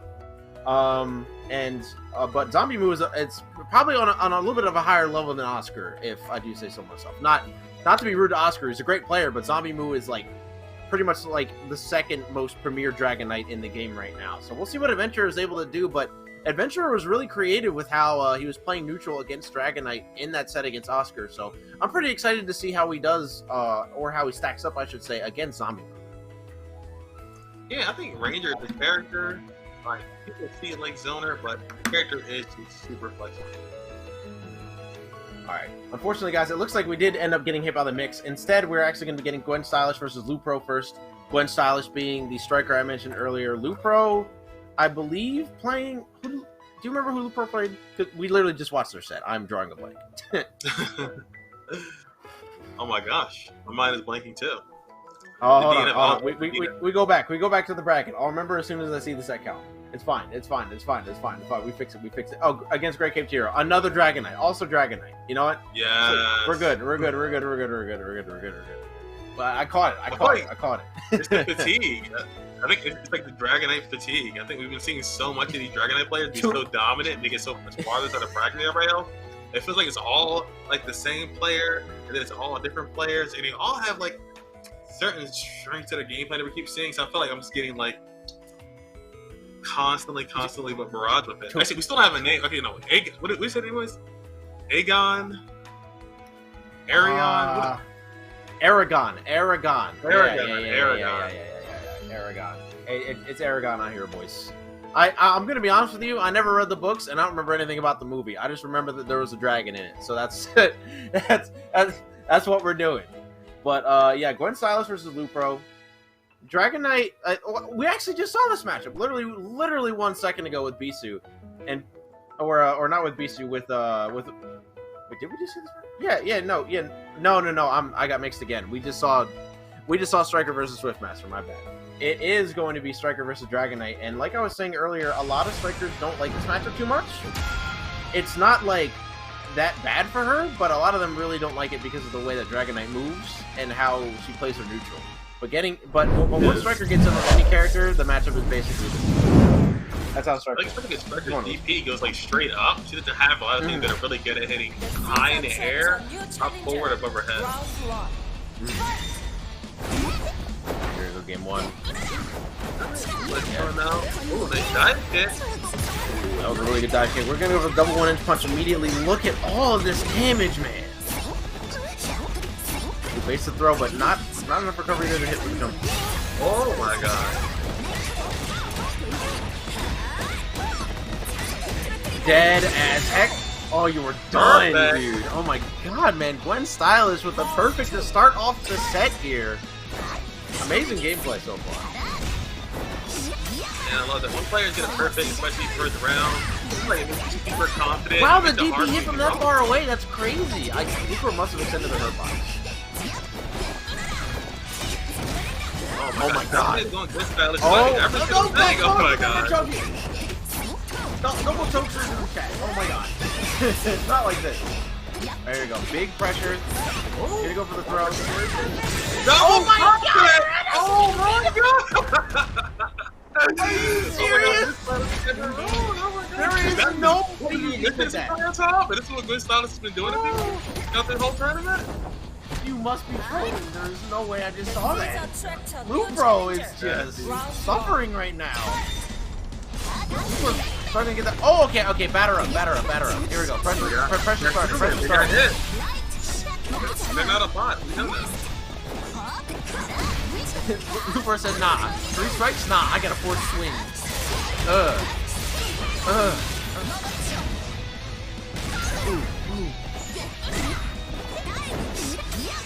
Okay, here we go. We're getting the pressure started here. Batter up again. Just make himself safe. Working pretty well right now. Working on their own perfect. Oh, that's a fantastic air-to-air. Great conversion. Oh my god. Oh no, unfortunately gonna drop it. Chance for Gwen Stylish. But perfect answer back? Perfect, dude. What is this? Oh. What is this, bro? This is insane. We've only seen perfect so far. Oh, nah. Okay. We're gaming again. That's what you say, right? We're complicated characters. Hey man, honestly though, if Lupro does this without getting hit again, I'll count it as a perfect because I don't count crazy. Just kidding. Okay, no, never mind. We're blocking. Yeah, bro. Okay, here we go. Lupro. Right, back at her. Back and forth. But on the defense. Oh, the little fireballs! Ooh, catching Gwen Stylish out of the pressure completely. That's main throw there. Doesn't really work out. Layer pressure. Nice rush rush out. Gwen Stylish is doing a lot of really middle jumps. Gwen Stylish is doing a lot of really middle jumps. I'm kind of surprised that Lupro isn't reacting with his E there. Definitely was expecting it. It's not quite happening. It's getting really low. Ooh, nice throw. Nice throw to check right there. Damn, man. Yeah, without running up, kind of slowly inch their way in. It's like, nah. We having that. It's off. Oh, man, I appreciate Lupro so much for bouncing back that hard after getting literally double perfected. That was like incredible. And okay, immediately with the big hit. Dragon arm. Here we go. Save jump time. What's the make? Damage. Oh no, we're just gonna do fireball. Trying to beat DP just like that. Oh my god. Full confirm. Big damage. Oh, noise? Oh my, it's going. Dragon arm. Boom. We're just gonna go Oscar. Actually messes up the throw setup, and is now not gonna be able to get a perfect. So unfortunate for Lucro, but only one more hit is necessary to end this round and send Gwen Stylish into or okay, not to send the loser back. Need another round for that. But to end this round, one more hit is necessary. You gotta watch out for that dive kick though. With Styles, 20% meter. Oh, the dragon actually messing it up. The trade actually pushing Striker out of range for batter up. That is so unfortunate for Lucro, but he is going to be getting that fireball. Gwen Stylish was not able to get that big hit and is now only one round away from getting sent to loser's bracket. Yeah, Lucro, after getting double perfect dead, has the momentum on their side and is now up in the sun. That's pretty impressive, honestly. The mental fortitude did not immediately crack, hang on, and still be able to play and adapt. After getting double perfect, you know, really strong up here. Uh-oh. Oh no, too far away. Gwen Stylish, unfortunately not. Maybe his mental fortitude falling apart a little bit here. Almost as he's struggling to get these big hits and get this big confirms. Batter up. Dragon Knight, one of those characters that doesn't really have to worry about being exhausted for too long, as they do have some of the fastest meter game in the game, even without their awakening, which boosts it even more. So definitely something that you have to be aware of when you're if you're Gwen Stylish here. That Lucro will always have access to that air dash when the moment arises. Good Styles, 20% meter. They missed out a scenario last round. Pretty low on health. They are in awakening. Nice. Arthur in that corner control. Like they're like running up. They've kind of been running, picking blocking, waiting for opportunity. Oh, kind of Styles. Oh, too far away again. So unfortunate for Gwen Stylish. Really needs these confirms to hit, but it's just gonna get run up thrown. Got hit by the classic, and Lucro gonna go up 2-1 over Gwen Stylish, moving on to winners final. That's the same way Lucro won the last match with a run up throw when Gwen Styles was trying to run up and chill out and block. So nice awareness, nice adaptation right there. And again, they got double perfect dead, and we're still at the composure, like relax, play the game, recognize scenarios that were going on, and bring it all the way back. So impressive from Lucro right there. Yeah, unfortunately, the same could not be said for Gwen Stylish. Kind of crumbled under the pressure there. Was unable to get those big confirms because we saw Gwen Stylish multiple times get those DPs into 1-inch punches in other sets, but unfortunately this time it was not meant to be.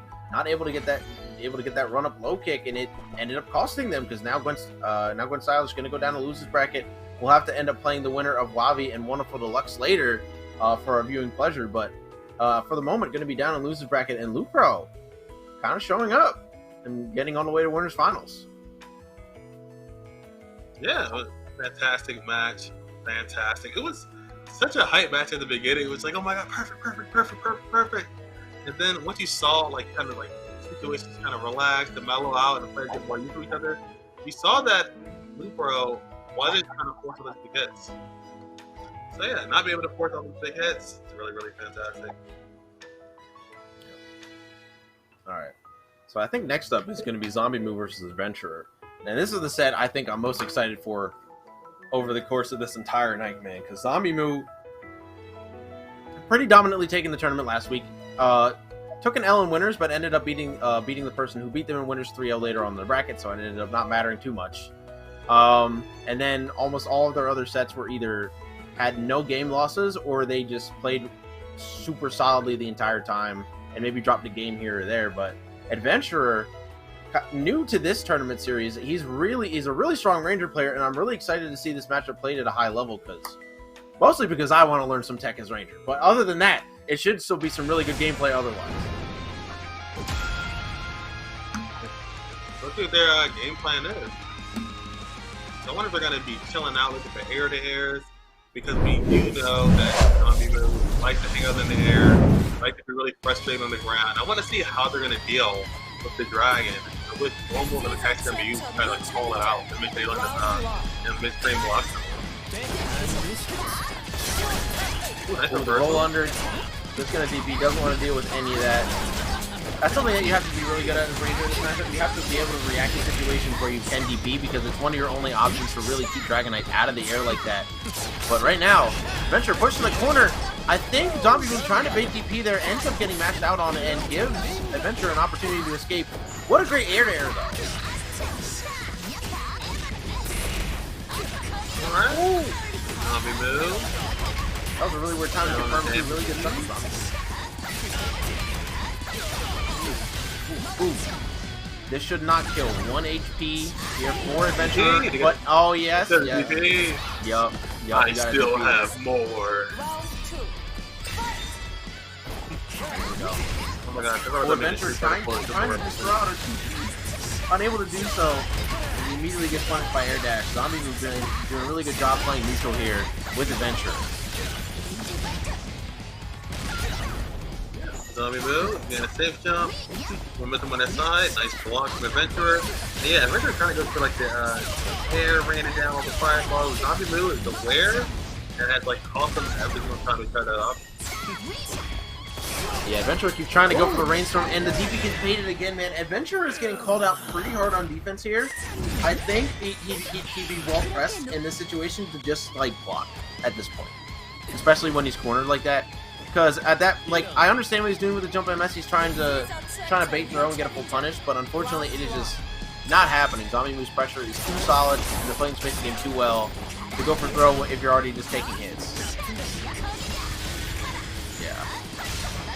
Yeah. Now that air fireball, man, hitting such a large area. Okay, here we go. Zombie move again. Corner carry. Playing that game pretty well. Oh no! Here we go. I love it. Corner again. Oh no!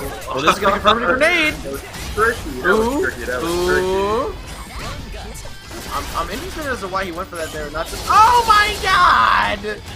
Oh my god! Going.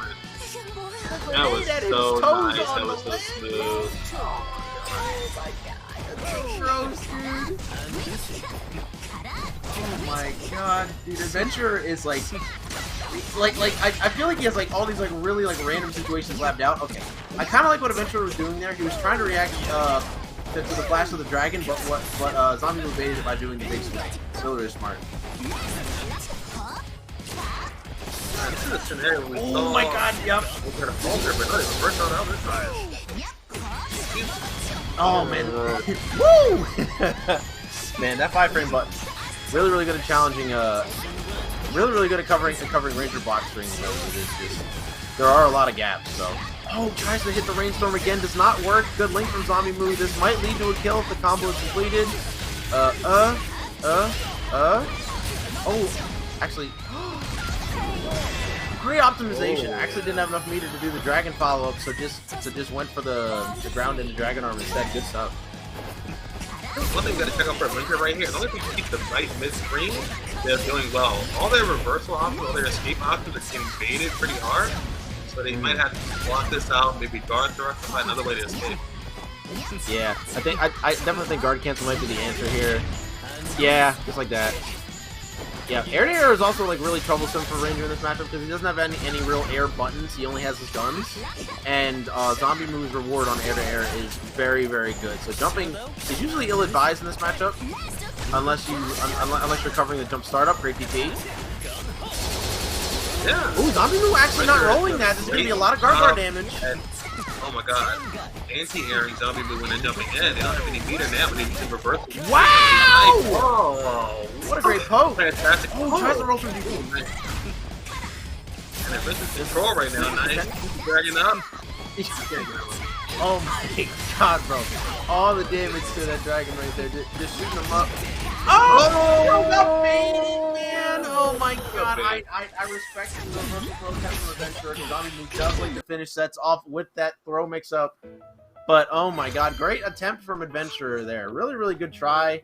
Zombie Move, though, playing way too well right now, and he's just going to move on to winners finals with, I think at this point, no games dropped. He's looking like he might take the tournament yet again, but He's gonna have to do a Dragon Knight Mirror with Lupro, so we'll see how that goes. In the meantime, though, we are going to be starting up on our loser sets. Wavi versus Wonderful Deluxe. Wavi, I believe, actually almost winning our first rollback on block for DNF. Pretty strong Enchantress player. Should be a pretty good, pretty fun watch. They also have a pocket hitman for those bad matchups. But going up against Wonderful Deluxe, who is running that troubleshooter, I think we actually will see the Enchantress here. I'm curious to see how it's going to go. Yeah, I haven't seen too much of this matchup. I wonder how they're going to play around Enchantress Fireball game. They're kind of pestering and annoying you. If Troubleshooter's reversal is going to drop, we've seen that happen a few different times. Troubleshooter's reversal, it'll kind of drop in an awkward spot. They can give Enchantress a big opportunity to get a huge combo punish, get the corner control, get some huge damage. One thing I want to see is what's going to be their Enchantress playstyle. Because I've seen like a few different playstyles where people kind of like frustrating people, or poking out, or trying to use their zoning, or trying to use their pressure, or trying to set up command throws. So whatever they're going to be going for. And I feel like because the characters are pretty unpopular, people have been trying a bunch of different playstyles with her and trying to find out what's the optimal game plan. With Swiftmaster, we've kind of seen what the optimal setups or game plans are. With Enchantress, I've seen a lot more variety. Mm-hmm. Yeah, Enchantress neutral has been definitely like kind of all over the place with how they have to do it, because her neutral isn't like the strongest, but she probably has the best setups in the game, because her strike throw is literally like, it's basically the opposite of how the game normally works, right? Because normally throw is really not good for a lot of characters, and then on the other hand, getting hit by some characters will lead to half your life just disappearing. But for Enchantress, it's the opposite. She'll get a hit. If she gets a hit, she'll do about 25% and then reset for another mix-up. If you get command grabbed, you get TOD'd. You just die. You disappear from this earth. Like, her damage off of command grab is maybe some of the best I've ever seen in fighting games. Straight up. Her damage off of command grab is absolutely insane, and that is definitely something that Wonderful Deluxe is going to have to worry about. But Wonderful Deluxe is playing Troubleshooter, a character that is not afraid to be pushing those DPs. And against a lot of characters, you can at some spacings, DP can just be safe. That might not be the case against Enchantress, though, because Enchantress, almost all of her normals are advancing, so she should be able to punish it pretty consistently. Yeah, and then we did see when they were playing Troubleshooter against Oscar earlier, they were willing to reversal each situation early in the match just to keep their turn and push towards the corner. So maybe they might try that again. This early match, first situation they got to block, get off me, bust out immediately. Let's see how it goes. So we're about to get started on the set right now, guys. Wavi versus Wonderful Deluxe. This should be a pretty good show, I think. I'm pretty excited to see these two play. I'm excited to see this matchup because, like we were talking about earlier, we really haven't seen this, like, these two characters go at it very often. Troubleshooter isn't really a rare character, but you don't see him at the highest levels of play. And Enchantress is an actual rare character. Like, you barely ever see anybody get really high results as a player. There's Seth Lolol, there's Wavi, and then there's a couple others. And there's Diaphones for the matchups that he doesn't play Hitman in. But like, this character's still pretty rare to find, so I'm pretty interested to see how it's gonna go. Unless I'm getting tricked and Wavi is just gonna end up playing Hitman right now. Nope, we are getting the Enchantress. All right, bet. Let's go. I was worried for a second there. A little too far for the full control. We're just gonna go for the hard knockdown with shotgun.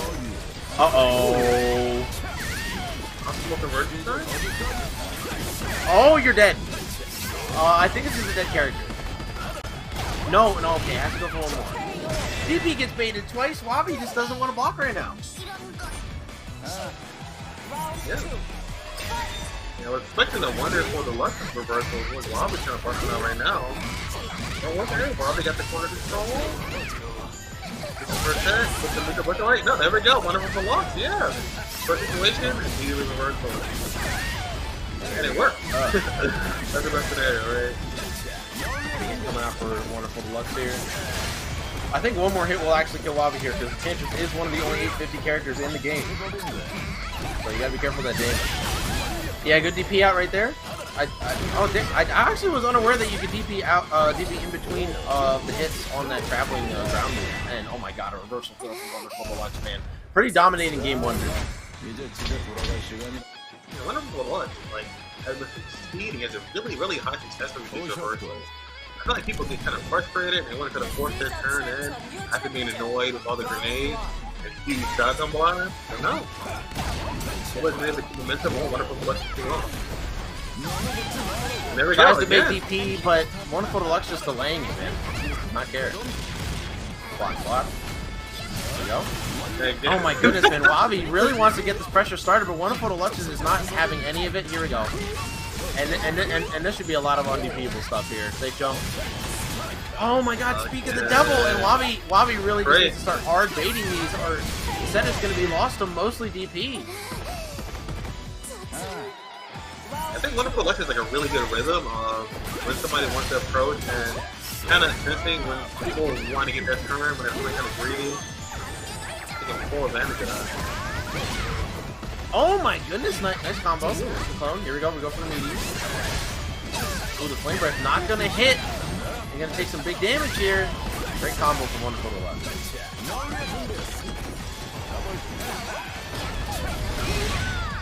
Nice DP. Yeah. So Wonderful Deluxe does have to calculate around that DP a little bit more because it will just straight up suck you into it. Great air to air. No counter hit though. Alright, Wonderful Deluxe has a ton of white health right now, but they also have a ton of meter to work with. Oh, that trade was so lucky for Wabi. If that did not. Oh, finally baited it with no punish. Okay. There we go. Good round for Wabi here. One more round and we'll go to a game 3. Looking much better now. Now the DPs are getting baited. Wonderful Deluxe is going to think a little bit harder about them. Oh wow, confirms into the meter steal there. Really good stuff. Oh, nice there. Yep. That does out-prioritize the charge fireball. Oh my goodness, just DPing through everything, man. Wonderful Deluxe just does not care.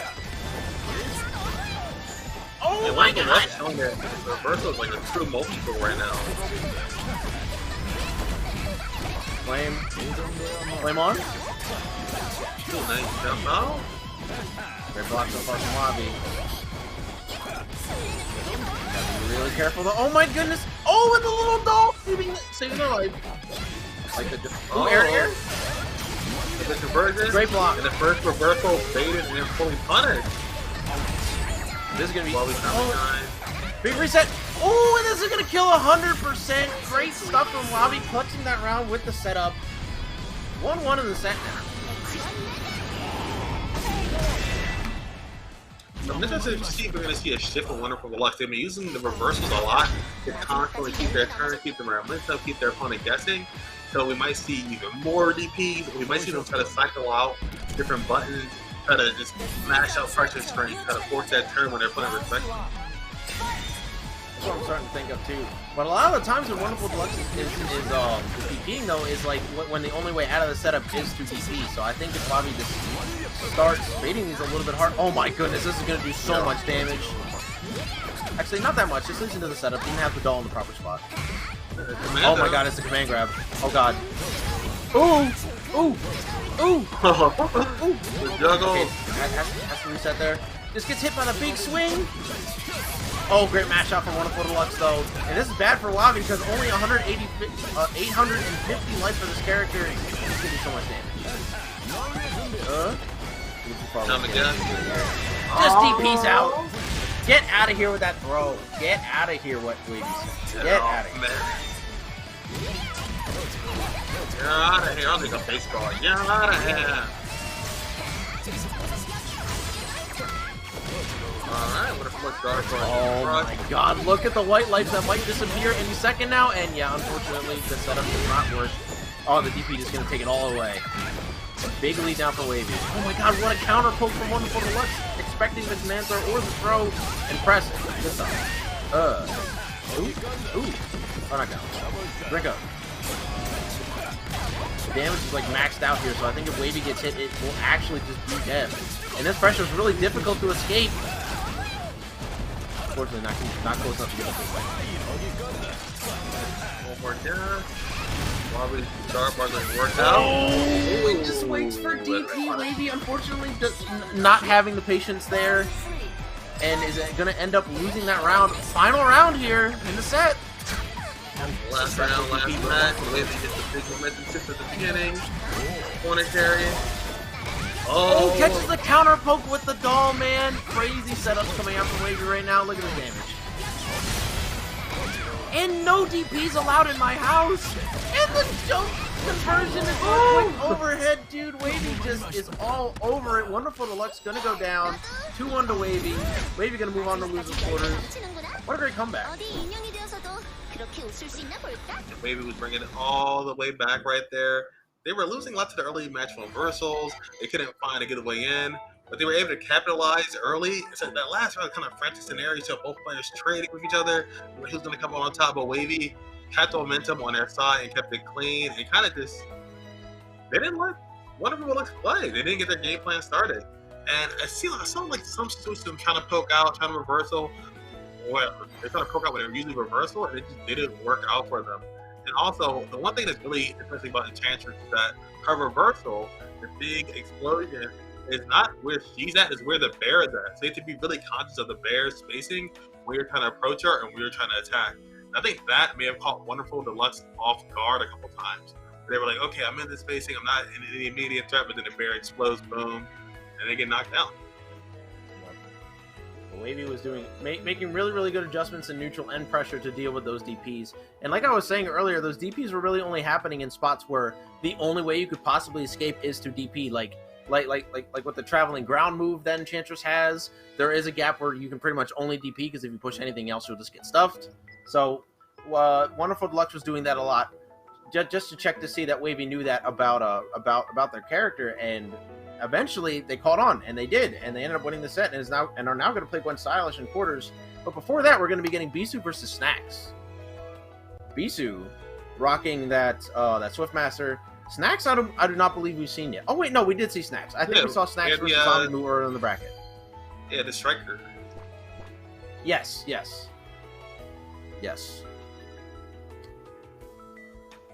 So we Bisu see versus Snacks coming through here. Super impressive. Oh my gosh. We saw Snacks with Zombie Moo, and yeah, they had a lot of early match momentum, but they could not seal it out. They missed a few big opportunities when they were doing like the big jab pressure and they dropped the combo. I want to see if they can what their game plan is going to be, how they're going to approach the Swiftmaster. One thing I've seen them like kind of force or kind of go for a lot is the air dive kick. They've been going for that situation a lot. That seems like how they want to get their momentum started. Mainly get to find jumping A's and kind of open their opponent up. So what if they're going to try that same approach again? All right. Moving on into game one here. It's going to be Swiftmaster versus Striker. I think this is the second time we've seen this matchup, I think, right? Second time, right? I think. Yeah, because Bisu just played... Yeah, I'm pretty sure. All right, here we go. Swiftmaster, Striker. Game number one. Bisu, Snacks. Nice. Spoken out. Fishing with the 5A. And we just whiffing 2B in neutral? That's great. Now here we go. Up. Ugh. Ooh, goes for a bit of a reset there. There we go. Suck in. The guard damage is insane right now. Beats DP. Okay, plus range. Wow, actually trading there because looking for Snacks. They went for 5B, but they are going to get a big hit here. But no confirmation and no meter dump here. So now Bisu's going to be getting that white light back. Oh wait, no. Here goes the block pressure. This actually should just lead to death. Oh no! Missed the last hit. Too much pushback. That is so rough. Okay, still dead though. Super. Yeah, still dead though. Snacks still cleaning the round up. Bisu set reeling, big punch. And that's round one.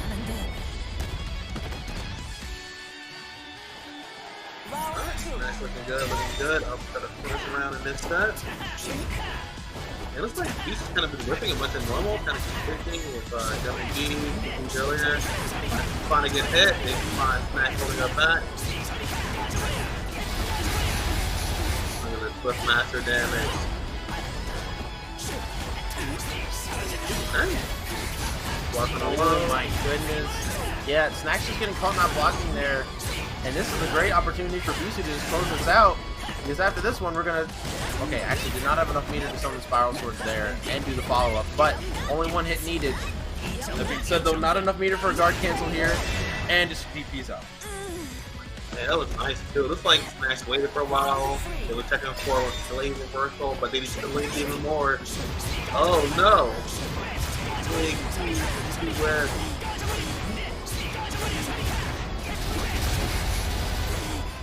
Look at this damage, bam! Vacuum upper, just gets hit by the overhead, man. I think Snacks just needs to block a little bit more. Oh my god, man! That full screen confirm. So much damage and a perfect to finish out that game one. Just like Bisu. Oh yeah, Beerus had all the control on that DP whip. We've been seeing a good amount of those tournament Max, especially but other Striker players. Like Striker's DP just goes straight up in the air, 100%. She's just reaching for the sky. So if you're not on top of her, you're gonna whip. You're gonna, a whole lot of damage. Ooh, nice. Beerus stepping out of this opportunity.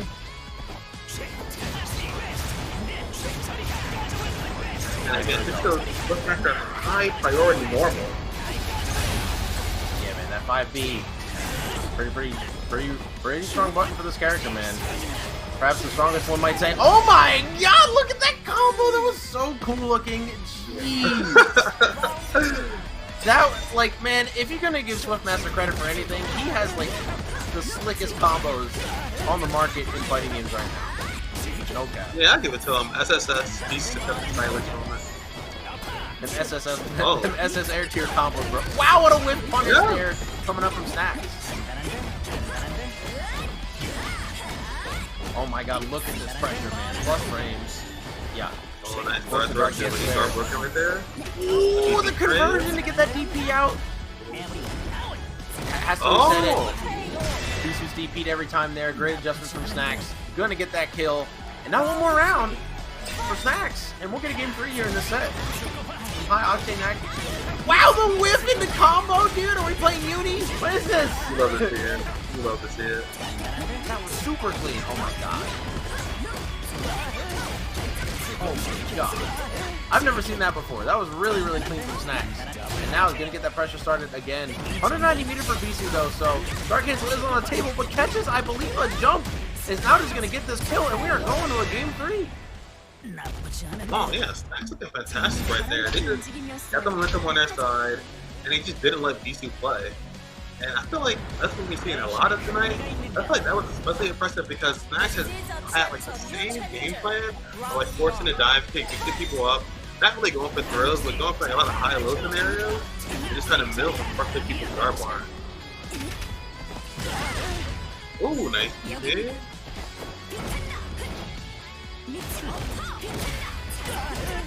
Ooh, French Jump City.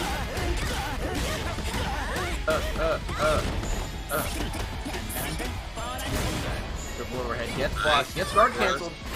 Ooh, and Snacks not in the right position for that. I appreciate the idea though, just to get Bisu out of the air, but it's kind of hard to time that DP after a conversion if they are already past you with that jump. You really got to be careful because that DP does not have a very, very big hitbox. Plus frames. Oh my god. You cannot really safe jump Striker like that. You have to safe jump her outside of her DP range, or she will just have plus frames on you. And a nice throw right there. Oh my gosh. Drop them right there, drop your combo, go for the throw, it'll work. Oh man, here we go. Scary stuff. Bisu taking some big damage here. Gets hit by the empty jump low. Ooh, ooh, ooh, ooh, ooh, ooh, ooh. We know the mix. Watch overhead. Oh my goodness, killer whip punish there, and this is gonna do so much damage. Oh, it doesn't have a meter. Ooh, there's a versatile cancel, okay. So it's not looking pretty healthy, got a whole lot of meter work there. Beerus in awakening right now, they're even faster than before.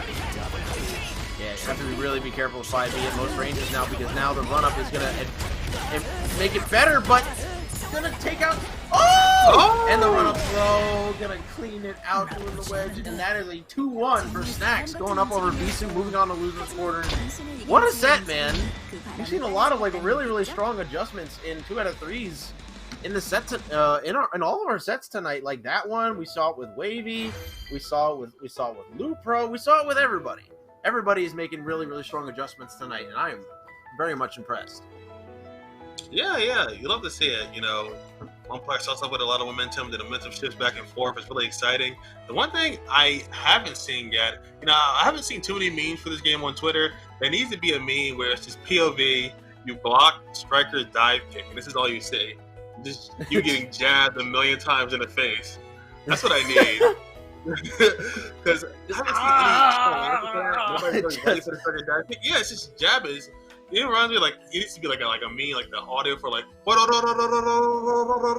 a JoJo's character. It's getting multi-fucked to death. Yeah, that's what it feels like. Yeah. I mean, she do be striking, man, and she be striking with the fisticuffs. You know what I'm saying? A little British out here, you know. But yeah, up next, guys, Gwen Stylish versus Wavy. Wavy, we just saw clean up a set against Wonderful Deluxe 2-1.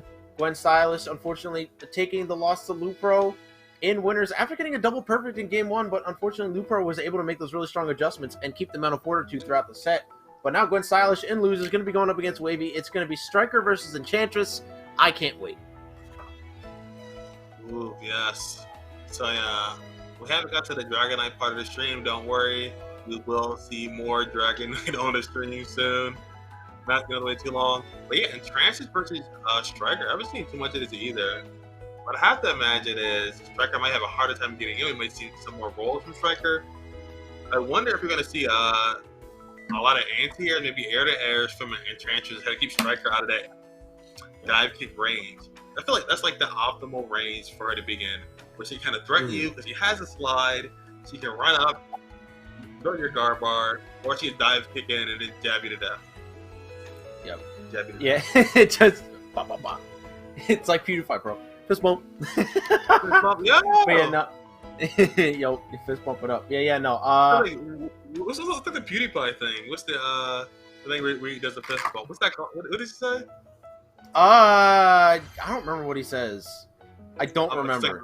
I just know that's like his logo. It's just like it's just the fist, bro. I mean, maybe he's like later dudes, later bros. Oh my god. Something like that, man. It's been too long. It's been too long. I don't remember, man.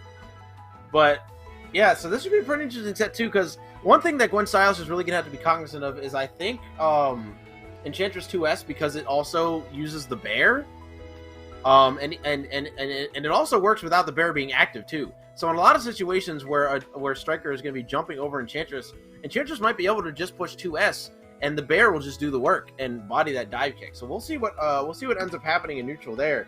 But I think the biggest problem for Enchantress here is actually just going to be Striker's run speed, because once you're in that mid range, you have to be worried about a run up slide or a run up 5C.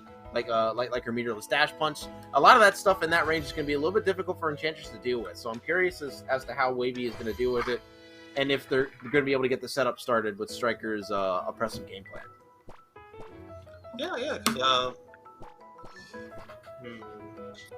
think the risk is that we're going to see big momentum swings coming out from Snacks, and then how does Enchantress threaten to keep her out? So it's like anti-air, try to be frustrating with his zoning, try to set up commander opportunities, and kind of to get any of these huge baits for the reversal. But I feel like Snacks is like the one player who we're going to see, even mid-screen, even in the corner, like 50, 60, 70% damage combos with Striker, especially if they're in Awakening and have the super available, if you see one Enchantress with reversal. Yeah. I actually do think Enchantress DP is going to be pretty important in this matchup, because as soon as you see a character jump as Enchantress, you can, especially if they're like mid-screen or closer, you can kind of just push that DP, and since it's like its win box is so strong and it covers such a wide area, you can usually be pretty sure you're going to get an anti-air as long as you don't do it too late and you end up getting safe jumps incidentally because of the kind of long startup on the DP. But yeah, here we go, guys. Game number 1, Gwen Stylish versus Wavy. I'm pumped.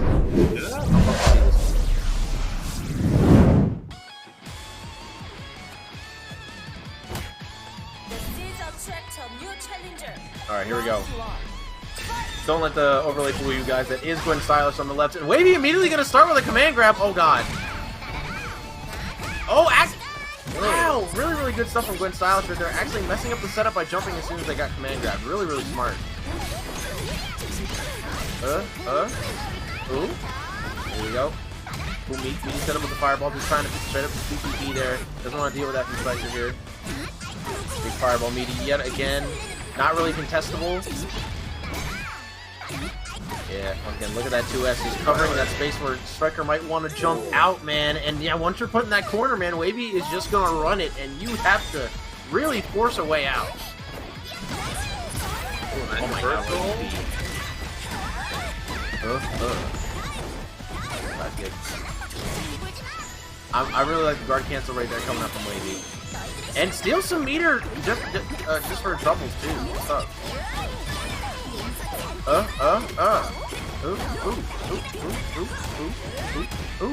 Oh, that is a huge low. I actually really appreciate Wavy just taking the hit there because it, like, I'm not sure if it was a mix, if Wavy just got mixed or not, but honestly, if they didn't stop blocking and got hit by the low there, absolutely would have gotten guard broken. Avoid that, stay alive, and finish off with the super. Dunzo. Oh my goodness, man! Wavy playing so much cleaner than the beginning of the Wonderful Deluxe set. I think when Stylish really has to start making some changes in neutral, because if you don't get that first hit, Wavy is going to run it, and you will be devoid of options once you're in that pressure situation. And Wavy is making his chances look so strong. I feel like that's one of the benefits of having a character that's unpopular. People might be not as familiar with the matchup. We kind of get away with a lot of things. Also, with technical characters, so there's a lot of flexibility to our game plan.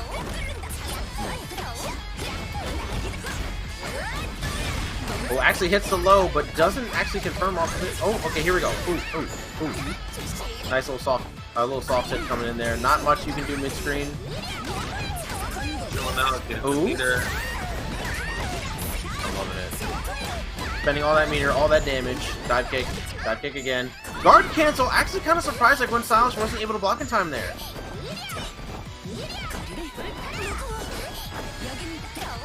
Oh.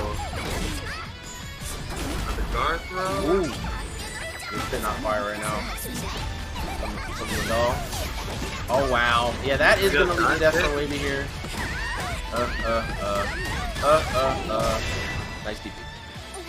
And that dive kick is so strong as an oppressive tool to force your way in. Especially because like a lot of the jumps in this game are pretty slow. So any air control that you have that differentiates you is just such a strong utility of the game. Oh my god.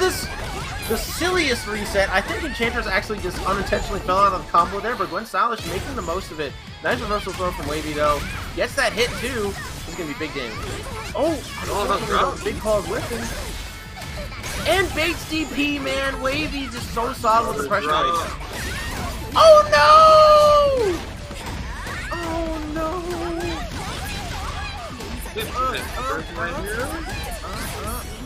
Nice. Dead. Huge drop from Wavy there, and now it looks like we're going to be going to a game 3 off of it too. Unfortunate, but it is what it is. Gwen Stylish taking that game 2. Wavy had 2 critical jobs. They could have ended up doing a whole lot more damage. I just noticed that name is G-Unit Wavy too for that tag. Oh my god. G-Unit sponsor. Alright, here we go. Final game, Gwen Stylish versus Wavy. I kind of like that Wavy was opting to steal meter there. There really wasn't that great of a setup they could get in that situation without going all the way to the corner, which didn't look like it was possible to do at the moment. Oh my goodness, exhausted though. 150 meter on the tape. Wow, actually, Gwen Stylish not just going straight up for guard break. Oh, nice DP. Oh, baits the roll, but no confirm again. Wavy with the unfortunate drop. Not good for them right now. Yeah, Wavy just hasn't been finishing all their opportunities. They've been getting a lot of hits, but they just haven't been really converting on everything. They can't afford to do this. Nice. Ooh, converts a little bit of white light just so they can get out of exhaustion quicker though, but it doesn't matter. We are going to see the dive kick come out for Gwen Stylish. One more round for Gwen, and they will move on to loser semis. Wavy needs to make something happen here. Oh, really, really well-timed roll from Gwen Stylish. Nice DP. Maybe kind of saving DP for the last minute here. Only has really DP'd once before this point. Oh my goodness, and just goes right over the doll. Another really good DP from Wavy there. And Wavy has been DPing in spaces where once they do it, they're sort of like no, this damage is going to be so high. Oh, and the champions are so small, you have to time the combo a little bit differently. Great DP yet again. That's 4 DPs in a row right now, too. It's all been working out. Yeah, not going to be able to any... Oh, command grab. You can... Oh my god! Okay, it's fine. You still can't block. It doesn't matter. It doesn't matter. It doesn't matter. That was like almost insanely... That was almost insanely sick. From Gwen Stylish clutching it up in doll form, but Wavy not having anything of it, just going to confirm into that super, and now we're going to a final round here in game 3. Ooh, spit super hot fire. Oh. Alright, Wavy just trying to build a little bit of meter before we get that corner situation started. And once again, a really good anti-air, just immediately reacting to that. But I think Gwen Stylish actually just wants Wavy to burn the meter on DP. Once again! Yeah. So small! Gwen Stylish situation is like intentional too. They're intentionally dropping their combo just to be right above them. There's the purchase situation. Wavy had a command grab punish ready but was unable to get the hit, and now is probably going to get guard broken! I think this is literally it!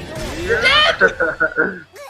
Oh my goodness. Actually baited the DP, tried to go for a command grab punish for optimal damage. Unfortunately was not meant to be, and Gwen Stylish gonna go up 2-1 over Wavy. Again, man, with the adjustments from these players today, it is crazy. All these 2-1 sets. All these 2-1 that was fantastic at the end, because like Wavy was always super low on meter. They were getting all the reversal situations where they were hitting those, and I was like, okay, now I get to get my turn back, now I get to go mid-screen.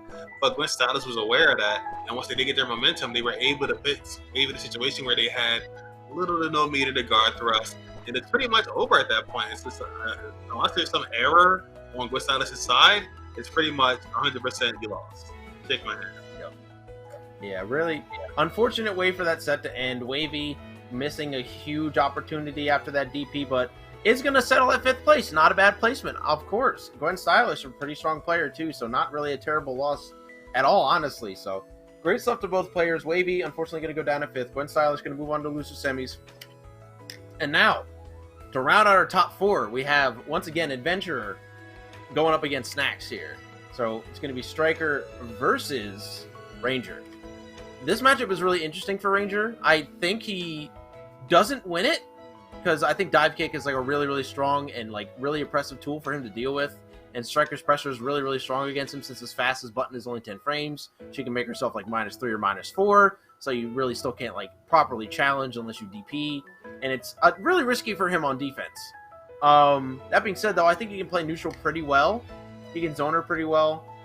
She kind of has to like commit to a jump in order to get in, and he has tools like 5MS, which can completely cover that airspace. Just blah blah blah blah blah, you know, just get out of my sky, you know, all that stuff. And also, it's pretty good neutral to catch the run-ups as well with stuff with all of his gunshots, in order to prevent a character like Striker from getting in. But once Striker is in, it's in. It is really tough to just get that started. But yeah, Snacks should, but like, as soon as Snacks gets in, it's going to be really tough for Adventurer to get out, especially just based on what we were watching earlier. Adventurer doesn't really like to block too much on defense. He likes to go for a hard read that would lead to a maximum punish. So we'll see what ends up happening. Yeah, they've definitely been reversing momentum constantly. They've been avoiding any scenario where they feel like they have to block. The one thing Adventure has been succeeding on just so fantastically throughout this entire tournament is their flexibility and their awareness. And they create like all these small opportunities to kind of throw their opponent off guard. It's just so much situational awareness that's been paying off for them. And it didn't work off in the best way against Zombie Move. So it's just they get it versus right now. Alright, yeah.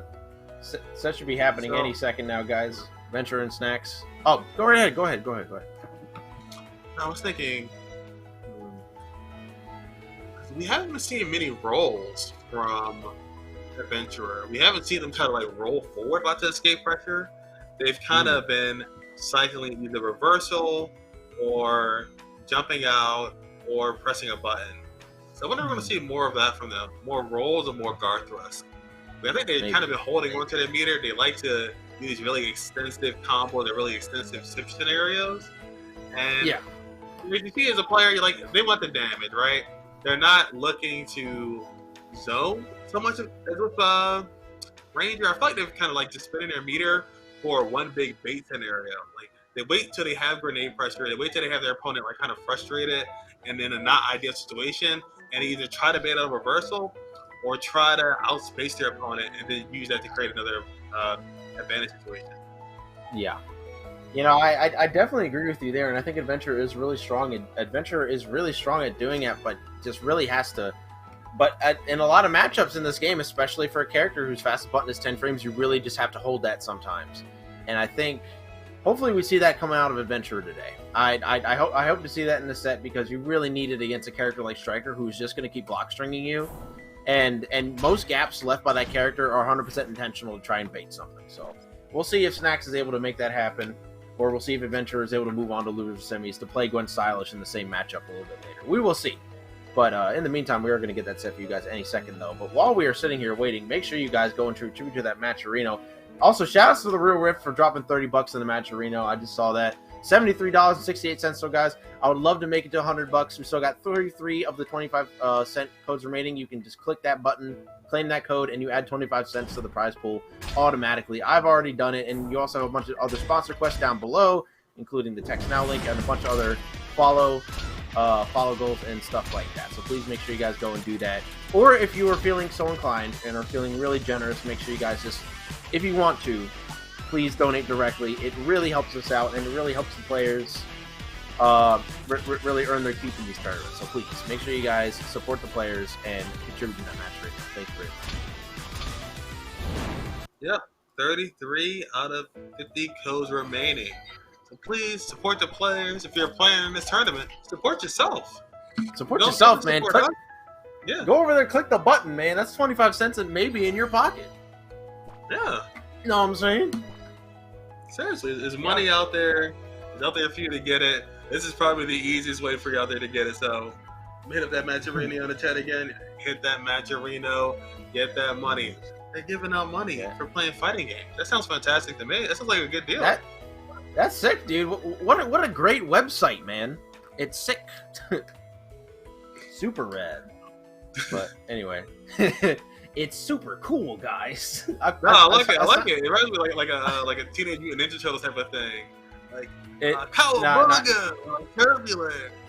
Honestly, though, man, come on, man. Coming out of me, I sound like a Christian youth counselor. Come on. I like it, though. I like it, though. Actually, you know what the show? There was this one show where it was like shark characters, but they were like kind of like Teenage Mutant Ninja Turtles. They were like sharks. I forget what it was called. I'm about to type it in right now. Oh my gosh. It was like Jawsome. Yeah, that's what they were saying. They say Jawsome because they were sharks. Street Sharks? Yeah, Street Sharks, yeah! Yeah. Shout out to Epic Pumpkin in the chat. Shout out to Epic Pumpkin in the chat for giving us the info, man. The real info, what we need to know. What's a dust loop? I'm talking about Street Sharks. Street Sharks. What's going on, bro? Alright, Snax versus Adventurer. This one will round out our top four. Let's see what we got. Oh, we just started the round with round 5. Respectfully. And then immediately checking with a low, I like it. Oh, nice. Oh, just rolling through. We were dead ass just talking about that roll, too. Fantastic. Usage right there. Oh, misses the combo. Really important for Adventure there.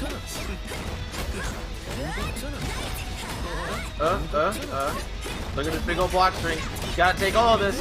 It's just going to take the low so he doesn't actually end up just losing the game off of that. And now is enough for guard cancel in case it's needed, but gets hit by the double overhead. This might lead to a kill. There's a lot of meter on the table for Snax. He's burning right. Oh, big reversal. He ran out of the throw. It worked again. Oh my god. Bro. They just rolled through. They just know. They know. Adventure just wanted to make it sting as much as possible. I'm gonna just make you watch this and just to make sure that you never DP again. Oh my god. Another DP coming up from Adventure. The confidence is in full swing right now. Yeah, they have a really strong sense of when their opponent trying to go in and what their opponent trying to force. So these are hard baits, or just kind of just waiting out, avoiding conflict. Ooh, look at that bait on the guard thrust. Wow. Phenomenal. The guard cancel, man. Gets the loops going. And Snack's just going to get hit. Maybe DPing on Wake Up. Not quite sure what happened there. Oh, once again, missing that combo. Maybe a little awkward to hit on Striker. He just checks the roll immediately. Adventurer. That was fantastic. I cannot tell if Adventurer just has a blocking allergy or if he's an actual genius. Like, I am stuck in between. I don't know yet. I don't know. They know. They're just sniffing it out. The nose knows. The nose knows, man. They're sniffing. But yeah, don't let the scoreboard fool you guys. Adventurer did take that first game. Snacks being put on the defensive end a lot, and I kind of respect Adventurer just immediately going for a lot of guard damage to start, just to try to force an approach from Snacks, but not really going to work out in his favor, because now he might just get guard broken here. He's going to get another 2B. And going to for That's like a little bit of an awkward. Oh, DP gets no, baited. what's an allergy bait? Huge damage. By 5C here, yeah. Oh, I got baited as well. Wow, this is kind of like the similar situation that Max was in last round. Yeah, they both just baiting the mess out of everything. Yep. If you want to make that real on a Ranger player, they're going to match DP there. You have to just do JMS after the DP there to make it real and to make it plus. Going for that 1-inch punch gives them a gap that they can do down and D on. So definitely don't want to let that one happen. Adventurer though playing the neutral pretty good right now. Oh, unfortunately not able to punch for that 2A. Just trying to force Snacks back, trying to lame him out a little bit, but then just goes for the run up roll in. I guess he's trying to bait a DP, but whatever the case may be, this, oh my god, one guard like far left. I feel Adventurer's pain right now, and this is the, oh my god, this is probably gonna kill actually. You're dead. This should actually be a wrap. Will it kill? Really? Oh my god. Is it gonna kill? It does not kill! He is very weak. One hit from Ranger here will lead to the super if Snacks is not careful. Careful as well. If they block Dark this area, they're I getting guard broken. The jump! Oh no! It wasn't early enough! Put the bait on reverse. Yep. Makes it real. Has all this meter available. It's exhausted now. Gonna have to go for bait of some kind. No, it is gonna guard break! Yeah, it's gonna guard break! broken. Wow! Oh my god, the dude. magic that he had and just dying. He had to just lie. That's a pretty serious win condition right there, right? Like, imagine blocking. You're like, oh, that's it. Yep. I mean, like, dude, dude, that is a really unfortunate loss for Adventurer too, because he was trying to react to the jump with that super roll. Unfortunately, just a little bit too late on the draw, and Snacks ended up being able to avoid it. And now we are in a game 3 scenario with Snacks having all the momentum. After I heard that too late on the draw, you're back with the fun. I see you out here. I see you. Ooh, and trading there, good stuff. Spinny guns? No spinny guns? God, this is a lot of guard damage here. Oh my goodness, the trade confirmed! Are you serious? One white life on Snack side. Don't gotta worry about it though. Oh no, still alive. ATP, yep. Adventurer, once again, not willing to block in that scenario there. Even though Snacks didn't really have the meter to go for a guard break confirm, Adventurer just kind of trying to DP out and make the turn his own, and it was just not meant to be. Snacks on set split right now. Converge with the grenade. Land on all the chips. Dude, look at all this guard bar damage right now. A really good reaction from Snacks, though. He just beat Spinny Gun straight up with that 6D there. Nice reversal, the pressure. Oh, and just gonna meaty him, man. Adventurer is not blocking that scenario, and Snacks just gonna take it, man. Adventurer a little bit too flippy on defense, and it is gonna cost him. Snacks taking that set 2-1 over Adventurer, who is gonna end up at 5th place in this tournament. Yeah, Adventurer playing really well, really exciting. They were learning a lot of chip, a lot of like white health, but they weren't getting the big hit in that scenario to make it pay off. There wasn't like a throw or a jab or something to take any real damage. So in that scenario, we saw that happen a couple times where Snacks would just block it out, find a hit after Adventurer had used all their meter, and then they would get a conversion, and then it would just keep being their turn. So yeah. Adventurer playing really well, but they just couldn't commit and create like a really big scenario that was in their favor after that initial chip and all their meter was gone. Yeah, Adventurer really needed to find a spot to get the guard break to happen there. He was always like just shy. He would always get them down to 1 guard life bar, but then Striker would just barely get the meter back, or they wouldn't have enough resources in order to get the guard break safely. So it ended up costing them by the end of that set, and Striker's going to end up taking it, move on to lose the semis. But yeah, and that actually is going to round our top 4 guys. Winner side, we're going to be having Zombie Move versus IU Pro. And then on loser side, we got Gwen Stylish versus Snacks. That's going to be a Striker mirror. Should be pretty exciting. Yeah, it should be a good time. Should be a good time. So we have 2 Strikers, and you also 2 Dragon Knights? No. Yes! It actually is 2 Dragon Knights and 2 Strikers. But before... We're actually going to be going on a quick break, guys. But before we go on a break, I want to tell you guys about a couple of things. First thing being the Vortex Weekly over in Hatboro, Pennsylvania. I'd really appreciate if you guys went out here. I frequent this local myself. Start.gg/the Vortex to enter some Tekken 7, some KOF, some Guilty Gear, maybe some DNF. I'm sure if you guys are here, that tickles your fancy a little bit. So make sure you guys go over to the laboratory. Vermilion Series on YouTube, Vermilion_Series on Twitch, and VMLN_esports on Twitter to check out when their events are coming up. And speaking of events, I want to see all you guys over at Summer Jam happening August 19th to the 21st at the Cherry Hill Hotel in Cherry Hill. Really would appreciate seeing you guys out there. We got a bunch of different games. We got Guilty Gear, we got DNF, we got KOF, we got all your favorites over there in Cherry Hill. We got some pop bonuses and 4 events over there. We added a couple of games as well. We got Virtual Fighter, we got Them's Fighting Herds, we got Mortal Kombat X, Mortal Kombat 11. We got a bunch of games coming up over here, man. So make sure you guys go over there.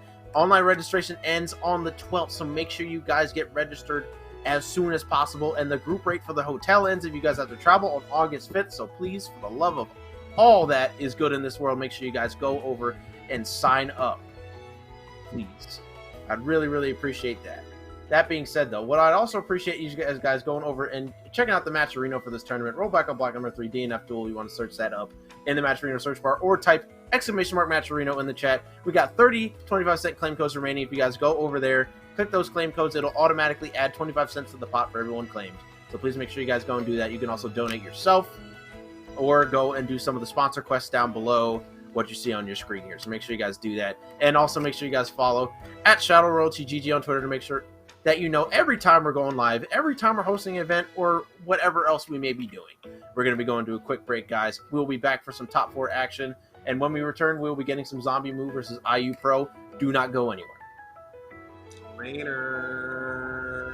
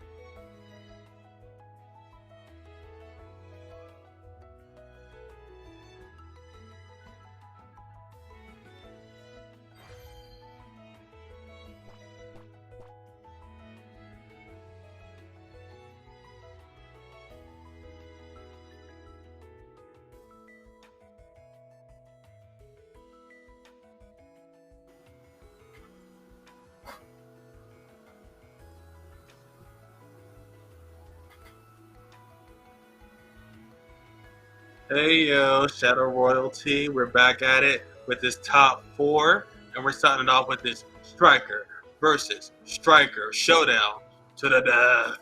We're gonna have another mirror match. It's kind of funny that it ended up being mirror matches. So this tournament, Literally. so we still got the you know, Dragon Knights waiting in furrows in the winner side of the bracket, but you know, that's a striker showdown. So what do you think is gonna happen? I've been seeing these two different striker players. They both like to use a dive kick, right? They both have a lot of frame pressure built in. They both like to use like different strategies for going for guard thrust. They both like the reversal a lot. So I think there are a lot of similarities in their game plan, the way they approach the character. And I feel like they're really both using a lot of the strength that we've seen from tournaments from a lot of different variety of players. But I wonder, what do you think sets them apart? I mean, they both play kind of similarly. Like, I think what sets them apart the most is that I think Gwen Stylish is a little bit more patient on offense. Like, he'll try to bait a lot more stuff, and I think that's going to be pretty effective versus Snacks, who will DP at the first possible opportunity. That is definitely something that we saw from Snacks pretty much throughout this entire bracket, is that Snacks is willing to take that risk on DP, even though it doesn't have that great of a hitbox, because the reward is that you get a free block string started, or you get plus frames. So, we'll see how it goes. Snacks is pretty DP heavy, but I think Gwen is really, really strong at actually dependably doing more safer pressure against stuff like that. So let's see how this goes. Let's check this mirror. Ooh, there we go. Snacks immediately is going to DP in here. I love the run up 5B there from Gwen Stylish. So let's play neutral. And they're both trying to choose a dive kick and try to get that early momentum. Oh, wow. Oh my goodness. Yo, here we got the loops. Oh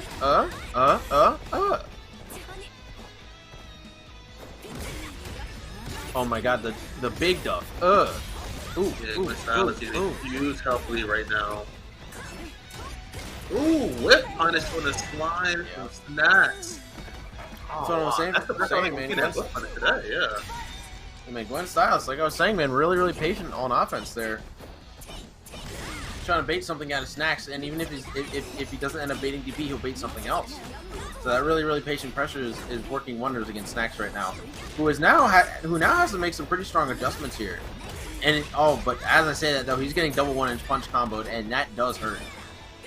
And gets baited again, man. Snacks just really does not want to block at all, but Gwen Styles just saying, no, I'm going to make you block. You have to block. There are no answers besides just taking my pressure for a little bit and guard canceling. You have to do it, or you are just going to get smoked every time. Gwen Styles is forcing Snacks to kind of rethink their game plan, maybe play a little bit more ground control, aim for more the dive kick pressure they were opening up with, but no, wow. What's Bro, the I'm like early. Oh, style playing neutral so solidly right now. Okay, here we go. Snacks, big hit, nice overhead. Oh, speaking of DPs, man, Gwen Stylish also willing to throw them out on defense. Oh, we're gonna get that link here with the 5A. Whoever has to block first is just trying to use any way to get out, except for blocking the guard up and the roll. Mostly offensive, pressing buttons, or using reversals. Alright. Really, really good play from Snacks that round. We'll see if he's able to keep that up. Interesting trade. Definitely beneficial for Gwen Stylish, because now it ended up leading him to leading to him getting a full combo. So working out pretty good for him at the moment. Well, it's interesting, but the way they're both playing, that it's not leaving a lot of space for either player to cycle and throws for offense. So there's never any like small momentum shift. There's always just huge damage punishes for whoever's right. Oh, and another throw to end the round. Ending the round with throws just seems to be the theme for both of these players, because Snacks ended the last round with throw as well. Pretty strong for strikers since their hit games are just so good, and their buttons are so strong that it gives you the opportunity to just get in there, get that throw. There you go. Oh my goodness, the DP whiff. Huge. Gets tagged by the 5A. I think this is actually gonna. Oh, unless Gwen Stylish drops a combo, man. Trying to go for a reset there. Oh, that's a huge starter. That is a huge starter, but not able to get anything better than that. And that is actually just going to lead to a kill, I think, the ground hit. Oh my god. No, only one more hit. Nice reverse deep pressure. Snacks has one more chance. Gets hit. Gets domed in the head by a dive kick. Big boot. Coming out. SpongeBob movie. Bigger boot. And that is a 2-0 for Gwen Stylish. Taking it over Snacks in that loser semi-set. Yeah, pretty fast. And they were able to bait all those reversals from Snacks. Like you were saying, they were really calm and really cool. They didn't try to force the DP base. They were standing like way out of range too to even bait lip punish attack. They did the slide. They just weren't trying to force an answer. They were kind of just chilling out. The opportunity is going to come for me, and when it did, they fully capitalized on it. You know, yeah, really, really, really good stuff from Gwen Stylish. We definitely saw a lot of what I was saying come out. A lot about that patient offense from Gwen Stylish. Just stuff Snacks' reversal attempts, because Snacks was just really not keen on blocking for most of that set. And honestly, neither was Gwen Stylish, but Gwen Stylish was playing much cleaner neutral, much cleaner spacing with the 5Bs and the 5Cs, and in general was just kind of doing much better than Snacks in neutral in most situations. So pretty natural that Gwen was going to end up taking the set there. But once again, good stuff to Snacks, getting all the way up to 4th place. Not quite in the money, but we'll see you next time, I hope. Zombie Moo and IU Pro is up next, and we're going to be getting another mirror now, but this time it's going to be Dragon Knight. IU Pro, kind of surprising everybody in this bracket, taking out a bunch of people to get here. Who did they take out? They took out Lobby in winners, which is a pretty big one. Relan, who was actually good enough to take out Meza in losers. So a lot of really good wins coming from the side of IU Pro, and also beat Grey Caped Hero in winners side, the grappler player that we saw earlier, pretty convincingly as well. So really, really strong play. But either way, we are going to be getting them versus Zombie Moo here on stream. This is going to be first of 3 guys, because this is our winners final set. So let's make it a nice unclean fight. I want this fight to be as dirty as possible. Dragon Knights come out on top. I feel like we kind of have this Dragon Knight oppression coming through this stream. I feel like, next tournament, it might be 20 Dragon Knight players. They might all just flock in the Dragon Knight. Oh, flock of dragons? How about flock of seagulls, dude? Yeah, they're going to be out here, dude. What does the dragon make? Dracarys. Alright. Red Dragon Knight, Zombie Moo on the left. Blue Pro Dragon Knight, purple one on the right. Let's get it started immediately with the air fireballs. Zombie, yeah, man, the explosion on that is just so large. Huge zombie move going in. Oh, wow! Look at a beta reversal, but it ended up getting thrown. Oh my god, the second hit of DP is super lucky for Lupro. But fortunate. Oh, okay. Yeah, zombie move gets no DP. Lupro. Oh no, they got tagged. They were able to escape. I'm going to get a full conversion. Why they end up getting hit anyway. Oh, nice DP coming out from Lupro though. Yeah, I got a good round start, and they're both just kind of chilling, don't get them fireballs. But it gets me, oh no! Big whiff. And Zombie Move gets a corner carry right here. And we're seeing a few drops from Zombie Move right now. Not fully capitalizing. Oh, nice, nice. Lupro escapes, hopefully he can hang on to that white life. Oh, batter up. I'm really liking the use of batter up there from Lupro, doing a really good job of keeping Zombie Moo honest at that faraway spacing. That being said, though, Zombie Moo is getting a big hit here. Gonna go for a dragon setup. Nice DP again from Lupro, man. Super good with those right now. Oh, huge! Oh my god, the explosion. And Dragon Arm, that should close it. Lupro playing pretty good right now. Yeah, Zombie Move getting pushed on the back foot a little bit. Lupro pushing back a lot. We'll see if they're able to keep it consistent. Once again, the batter up counter hit, giving Lupro that really strong corner position. Ooh, yeah, just cover everything there with that air fireball. Smart stuff. And again, just swiping. Fairness, guys. Oh, reversal wake up match. Zombie Move so confident. Oh, well, Mr. Oki. Oh no! Huge conversion of Zombie Move. A lot of the situations right now we're going like back and forth, but oh, another drop from Zombie Move. They've been dropping all day. Oh my goodness, what? That was a really, really good just random confirm there coming up from Zombie Move. Lupro now down to 1 HP and gets caught with the batter up, and that is game 1 for Zombie Move. Yeah, Zombie Move definitely still cleaning it up. They're having a few drops where like the momentum could swing possibly out of their favor. So they're usually able to like pick things back up, take their turn back. And those kind of Lupro doesn't really have a lot of great answers right now.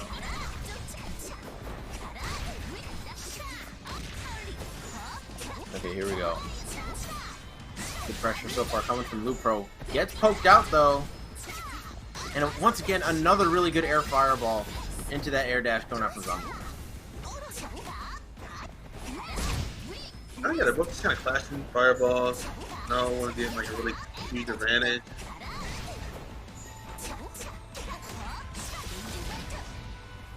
Even though Lupro is winning the fireball war, they're not getting a huge conversion out of it. Yep. Speaking of huge conversions, though, this is going to be massive damage. We are going to be able to get the second loop here, and I think this might actually kill the Dragon Arm. Oh, yeah. And a really strong round for Lupro there.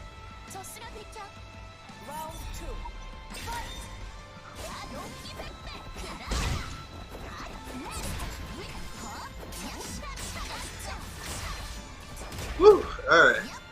The Zombie had the corner control. Oh, huge DP whip right there. Massive starter for Zombie Moo here. This damage is going to be insane. Lupro fighting Max out, fights away at the corner. This corner carry himself. I love it. Corner to corner. Oh no! Looks like a potential mix-up. All these interactions, they feel kind of strange. It feels like all the scenarios that the players want to be in for the various knockdowns that they're doing. And they have been working out super cleanly. And it is a mirror match, and they probably both have a pretty intuitive knowledge of how to escape and how to make the scenarios. Even if they don't take like 100% damage, kind of like funky. Man, Lupro is just so willing to just go for that reversal. Zombie Moo down to literally 1 HP here, but since there's no risk of getting chipped out in this game, he's going to take it to full effect, and if he gets one solid meaty hit, he will take out Lupro here. Lupro needs something. Needs something to end this. Goes for raw Dragon Arm. I don't really understand it, but now Zombie Moo maybe saving this game. Yeah, we're able to bring it back from dire strains right there. And Lupro winning the Fireball War pretty successfully. But in every other scenario, they don't seem to have the touch to like steal the whole round out and the whole match out completely. And it feels like a situation where they're not getting converging. Zombie Move is like a similar situation.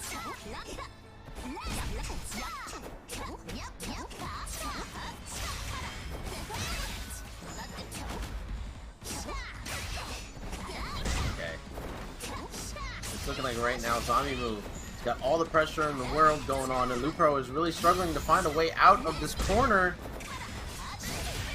without taking a hit. And oh, that was actually a little bit of an unfortunate situation. Too far away for Dragon Arm to actually connect, and that is a huge hit. Zombie Move though, awkward space and not gonna be able to confirm. Punishes the DP. Dragon Arm dead. Boom. 2-0 for Zombie Move. Zombie Move up 2-0. Look at it. Has been a lot of back and forth, but Zombie Move has been stealing up the match pretty consistently. Lupro has been playing well, but it's like it's getting outpaced by Zombie Move, especially near the end of the match.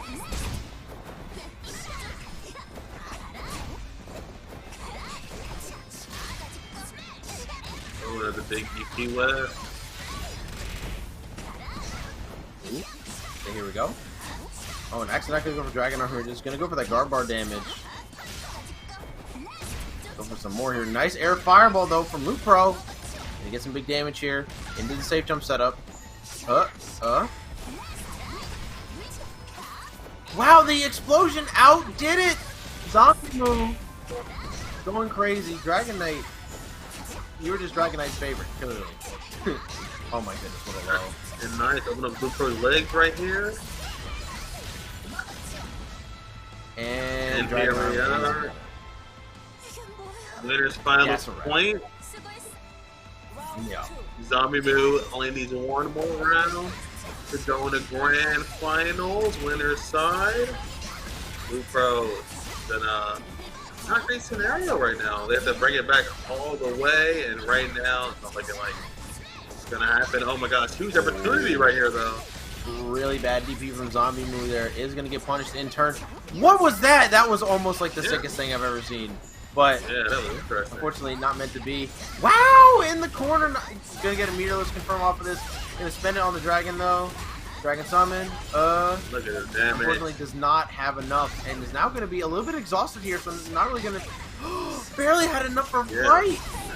Wow. Okay, back good clutch right out of that scenario. But look what bring it back. All right. They have to win this match to stay alive. This round is important. It's critical. I want to stay. Lupro has been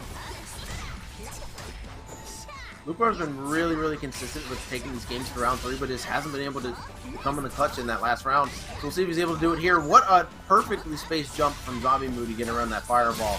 That being said, though, great DP. Oh, it jumps over the battle, dude! Wow. No home run today, you're out, motherfucker. Oh, my bad. Alright, and Zombie Move. Nice throw. The conversion. Bro, look at this damage. Okay, one more hit. Alright, one more scenario. And base DP. Goodbye. Get out of my face with that said Zombie Move. 3-0. Taking it in winners finals. Still hasn't dropped a game in this tournament, I don't think. Really clean stuff.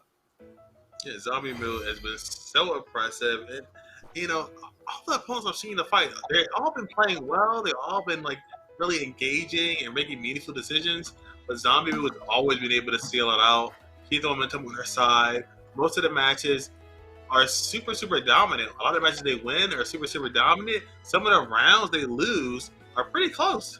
It's like even in the scenario where they do lose, you see a little bit here, a little bit here, maybe a jump right here, a DP here, and they would have had it. But nobody's had like a dominance over Zombie Move. In this tournament, the last tournament, maybe in the tournament in the future, they just seem so impressive with the Dragon Knight. And they just keep finding spots, little critical whip punish opportunities, people's game plan. Like, oh, you left the gap right there, taking a full advantage of that corner carry into explosion at 60% of your health and a safe jump into guess for your life again. Yeah, I know. Really, really good stuff from Zombie Move. And it was a really close set for Lupro and Zombie Moo though, because Lupro was always taking it to round 3, but like I was saying during the set, man, Zombie Moo was just more consistent in getting the hits that mattered. I think we are going to be heading right into our next set though. Gwen Stylish versus Lupro. Gwen Stylish rocking that striker. We're going to see how this one goes. But Lupro did take it last time. The difference being this time though that this is a first of 3 sets, so we'll see if Gwen Stylish is able to make those adjustments and maybe take this one over Lupro, but unsure. We will have to see. Yeah, one match can make all the difference. I mean, there was some debate about that for Duel Gear Strive, rather than run it like first to 2 or first to 3. And I feel like that extra match can give you so much more opportunity to adapt and understand your opponent, change your game.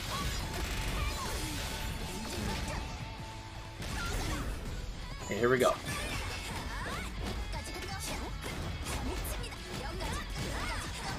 I'm liking the guard bar pressure here coming from Lupro here. Oh my goodness, he has to take the low to avoid dying. Or to take even more damage. Nice. Lupro. Also, don't get mixed up, guys. We do have the name switch, but Lupro is playing some pretty good neutral right now. Ooh. Gonna jump up. Wow, base to DP was just completely out of range there for Gwen Stylish to even attempt doing that. Really, really good stuff from Lupro. Nice. Gwen Stylish working that first blood. Ooh, nice cross up. Big swing. Dang, so confident. Runs into L, finds the hit. And Gwen Stylish. Millimeter. Oh my god. Your leg. He goes low. And everybody knows he goes low. That's Justin Wong song. I've heard it forever, but I still love that song. We love the Justin Go Wong. low. What would Justin Wong do? He would go low. We would. Alright, here we go. Nice knockdown. Got that damage boost for Gwen Stylish here. I think the next hit will kill if able to be landed with maybe like a B starter. Oh man, that could have been it. Unfortunately for Gwen Stylish, spacing was not meant to be. Tried to beat the projectile. That was a really, really smart idea from Gwen Stylish. Unfortunately, not quite close enough for the tackle to connect, so was not able to get a conversion or any hit for that matter. So, good stuff.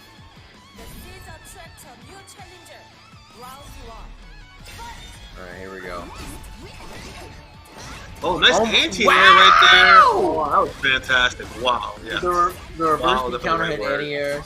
Super clean from Gwen Stylish. You love to see that. And avoided if he's just jumping it. Harassing. Bro, we are just jumping right now. I think Gwen Stylish's idea is maybe to just jump over that DP and maybe catch Lupro before he fully crosses up so that Lupro will actually just whiff on the other side. But not quite going to happen that way. Gwen Stylish has to make this happen. Because right now Lupro is in complete control. Lupro's in cooldown out of meter, so Gwen Stylish can get a hit right now. Got a block string going. Potential guard crush scenario. They're trying to fish for something right now. Well, they're making him guard crush themselves. Oh, nice. Drop conversion on no. Drop from Gwen Stylish, and you're just going to get super here. Big swing. Oh, man. Huge mistake from Gwen Stylish there. Gonna cost them. And Lupro, up another round, could lead to a 2-0 lead scenario. Gwen Stylish definitely doesn't want that, so we need to see if Gwen Stylish will maybe clean this up a little bit. Yeah, there's a lot of straight heads leading into the corner. It's just the same direction. It's the same game plan that we've been seeing, with just any hit, any knockdown, corner control. It was so strong. Yeah, empty jump low, always a classic, always successful. People have been expecting. I feel like, oh wow, huge web. This is what I was looking for, but not a huge conversion. Oh yeah, this is gonna be a guard break 100%, and you are. Another. Oh! Okay, it's fine. Nothing happened. It's Zoro, bro. He's just standing up, arms crossed. Nothing happened, bro. Nothing happened. Oh, man. the DP. I don't know the situation that Gonzalez is going for, though. The way they're jumping and avoiding Lupro's DP, I feel like it's making them second guess whether they want to reverse or better press a button.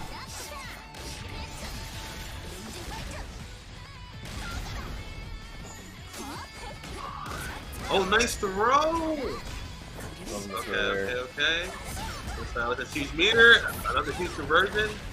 They need his damage. Oh, yeah, what yep. did DP to jump over? DP their own. Unable to get it confirmed. Is he able to escape? DP Oh my again. goodness. Not enough meter to kill? Another DP bait. They've been baiting these DPs so consistently, either hard baiting them or just jumping over them. This would be a weakness of the Dragon Knight DP that we have not been seeing yet. And Gonzalez has been pulling it out to such a phenomenal effect. Also, shout outs to corepixels.com. That's the second achievement we got. Shout outs. Let's go Core Pixels. But anyway, back to the match here. And a roll 5A. Great punish. Gwen Stylish. Already looking pretty good. Big throw. Ooh, but gonna roll, but finds the DP. And I like this weaving in what they've been doing. They've been kind of weaving in and out of their optimal range. Jumping.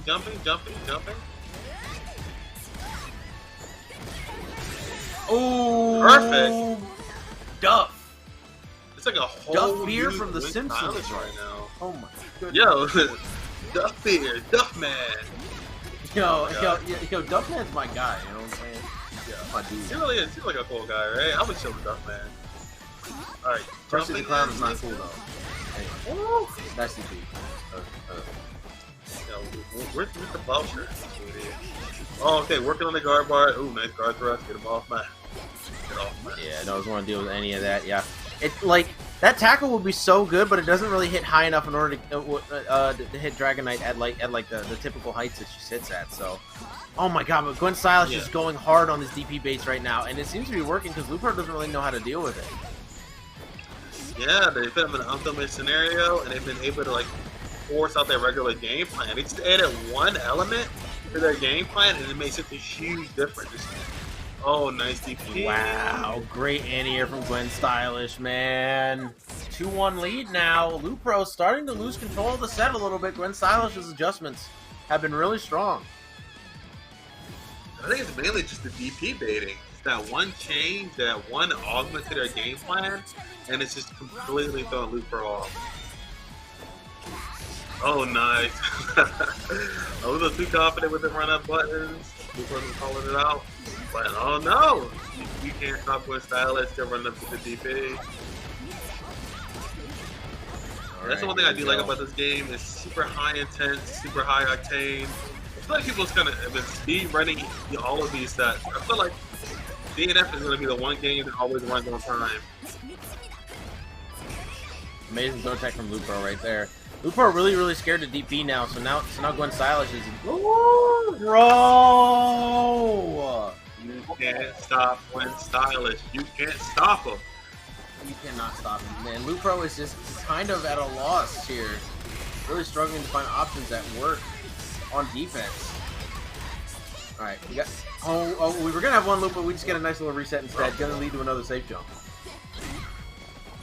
Actually, just trying to just beat up DP there, but no DP can come up from Gwen Stylish. Oh, good punch to dive kick. Ooh. This is gonna be perfect right here. Ooh. Ooh. Perfect KO. Alright. I'm sure Gwen Stylish really wants to scale this out now. I'm sure he don't want this to go to a final game, game 5. But early anti-air. Oh, nice. Oh, no conversion though.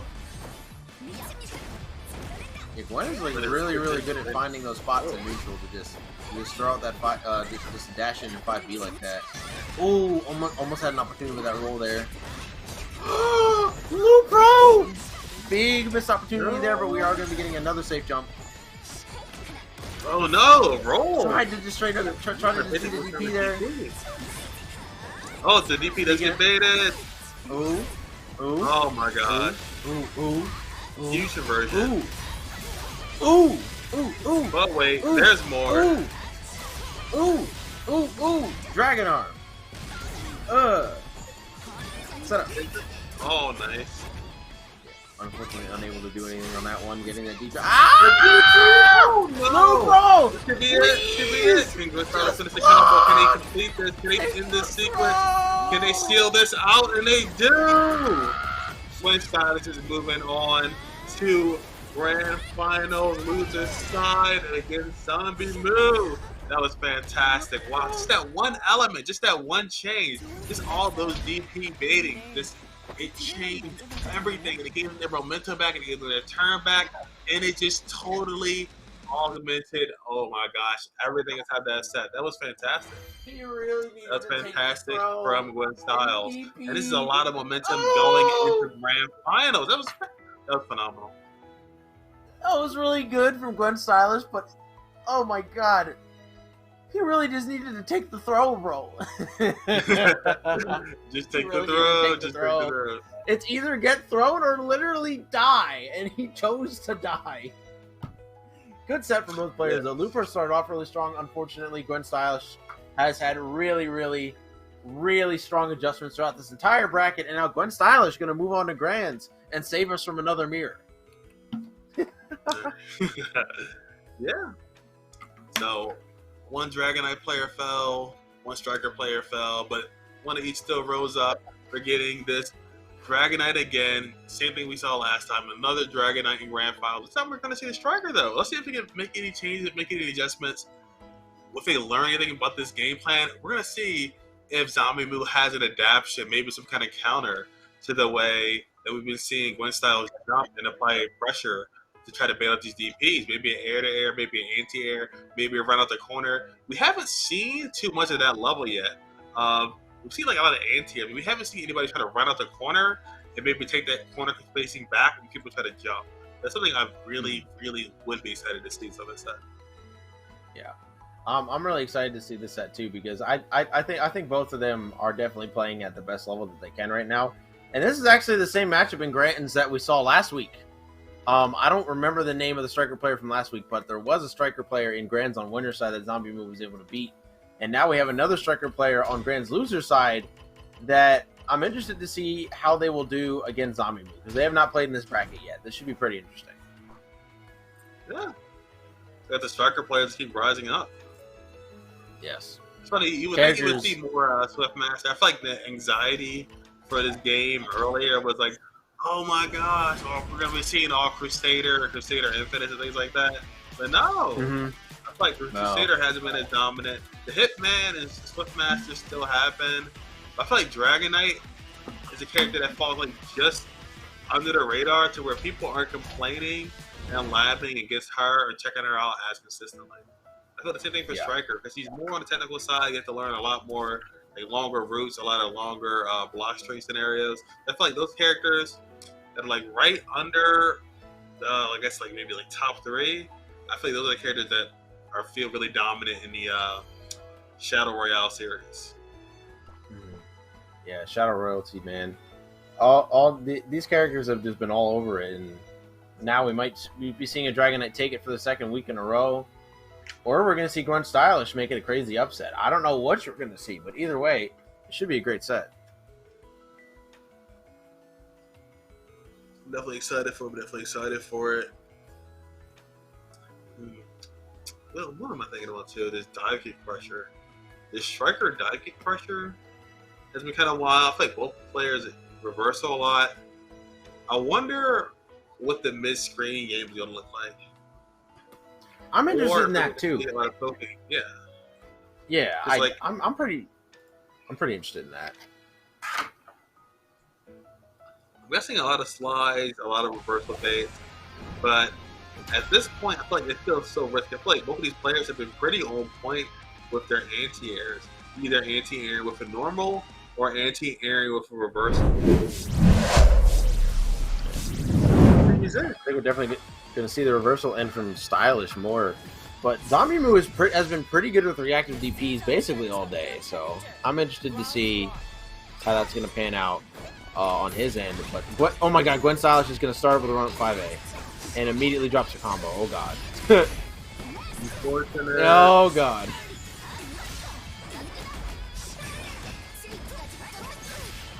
Oh, Interesting. nice reversal under the conversion. Oh, wow.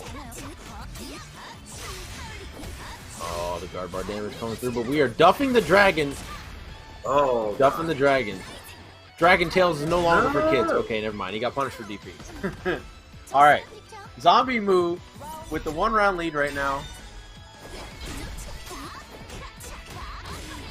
Oh my god, an A starter. Just gonna go on the safe jump.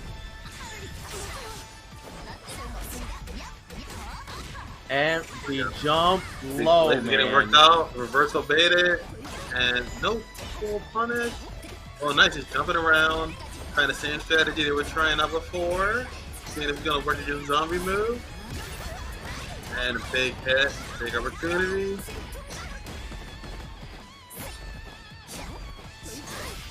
Oh, nice. Zombie move waited. Oh, and actually is able to cancel the DP off the dragon. Really smart from Gwen Stylish. This dragon is just Duff City right now, man. He has so many bruises. My man Dragonite is just abusing her pet right now, man. This ain't cool. This ain't right. Animals were harmed in the making of this video game.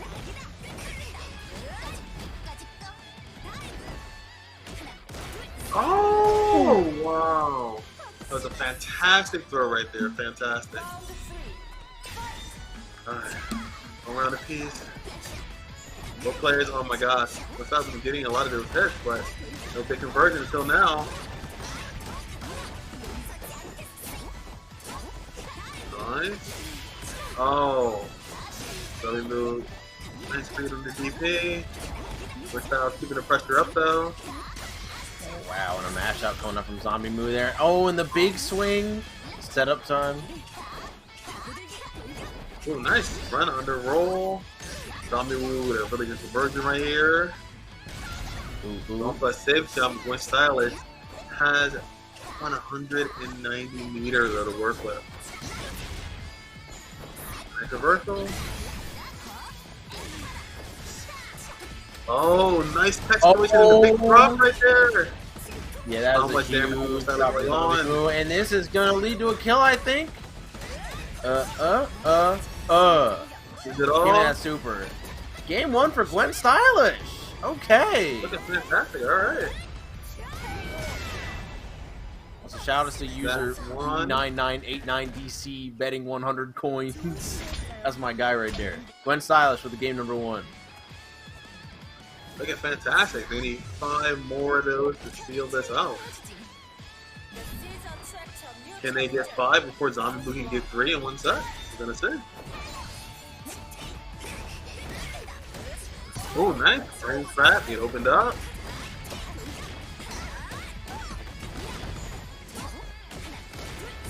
One full roll. Okay, here we go. Great mashup from Zombie Moo there. They get a nice little safe jump setup going here. Nice and well spaced with screen. Bounce right out. I refuse to block. Oh, nice play. Oh, and he missed the throw. Oh, man. Big reversal throw. Oh, this not going to kill him. Not close up the corner to get anything. And we're just going to get another big hit coming out from Zombie Moo here. Zombie has another chance. Gwen Stylish guard bar getting whittled down. They got a guard first out. They do. Oh, man. Gwen Stylish really needs this hit, but is this going to get guard broken? Stuck on defense for way too long, and Zombie Moo taking that round cleanly.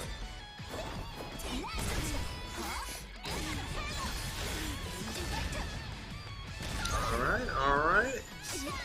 Got the early hit. Gwen Stylish in the corner. Got a gash. Oh no, this is bad. Huge damage. Zombie looking the perfect right here. Got a gash. Oh, perfect. Alright, Zombie Moo snapping back immediately, not allowing Gwen Stylish to feel themselves at all. Immediately, just bouncing right back. 1-1. The other momentum. Oh, nice! Stylish rolls. Yeah, ready to hit. Fireball at his back, but it dissipates. Yeah, a little too far away there for it to exist that long. But Oh my god, Gwen Stylish with a great punish on the jump in. Go.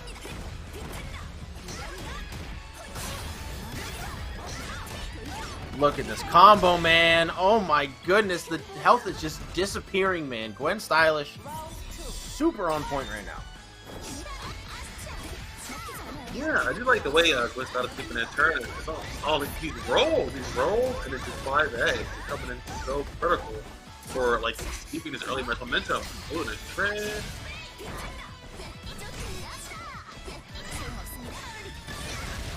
Oh, the run up DP to avoid the setup. I like the stuff coming up from Gwen Stylish right now. Trying to bait the DP again with that cross up.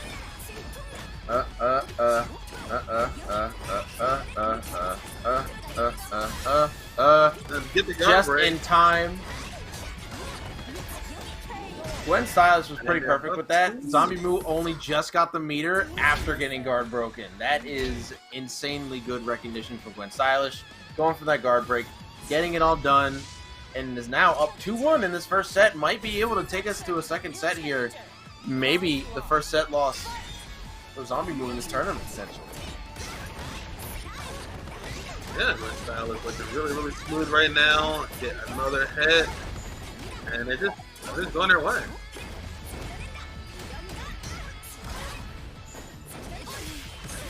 Ooh, the first from Zombie Moo.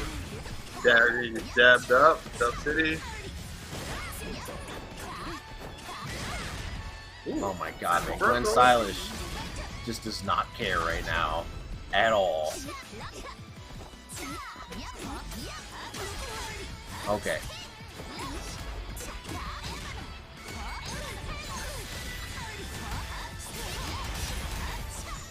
This is not going to kill, especially if Zombie Moo drops a combo there. Tries to go for the... Oh my god! Whoa! Wow, man. Gwen Stylish playing so good right now. Gwen Stylish is going to reach that point. Got one more round, and then they're both losers. One more round. Zombie Moo will drop his first set of this tournament. Alright.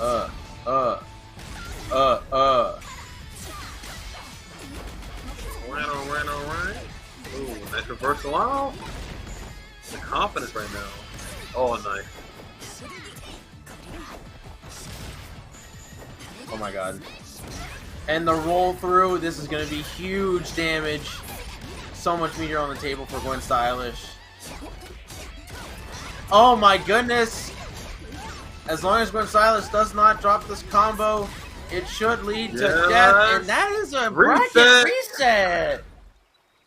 Ooh! Oh, Gwen Stylish is looking so impressive right now. The same strategy they were using earlier against Lupro are just coming out and just looking so smooth. Pretty much the same game plan, except for the rolls. It's like a lot of critical situations where they're like rolling and then doing a 5A and then getting that first hit, getting that first momentum, getting that corner control, and it's just working out so smoothly for them. And Zombie Moo has been reversing. They have been getting out slightly, but they're getting out with reversals and not getting out with the big hits they usually see. So they've been losing a lot of these early match mid-screen scenarios. Yep. Yeah, man. Zombie Moo really putting on the back foot right now. Gwen Stylish playing super well. Has the game lead here. Zombie Moo really needs to start getting some momentum started here, or there's really nothing to talk about. Like, Gwen Stylish is just pretty much all over it. And every time Zombie Moo tries to break the pressure, he either gets baited, or if there's like an unfortunate whiff or a misspacing, and Gwen Stylish is just on point with his punishes this set. So really got to be careful to not make some mistakes like that. So Zombie Moo maybe going to make some adjustments here. We'll see if he's able to do it. Otherwise, it's looking pretty good for Gwen Stylish right now. Yeah. We got a whole new bracket. Players that have a couple seconds to think about the match. Let's see what changes. The seeds attract a new challenger. Round 1. Round 1 fight. Alright. At that first interaction, does look like Zombie Moo is going to be the first one to get the hit. Save some time.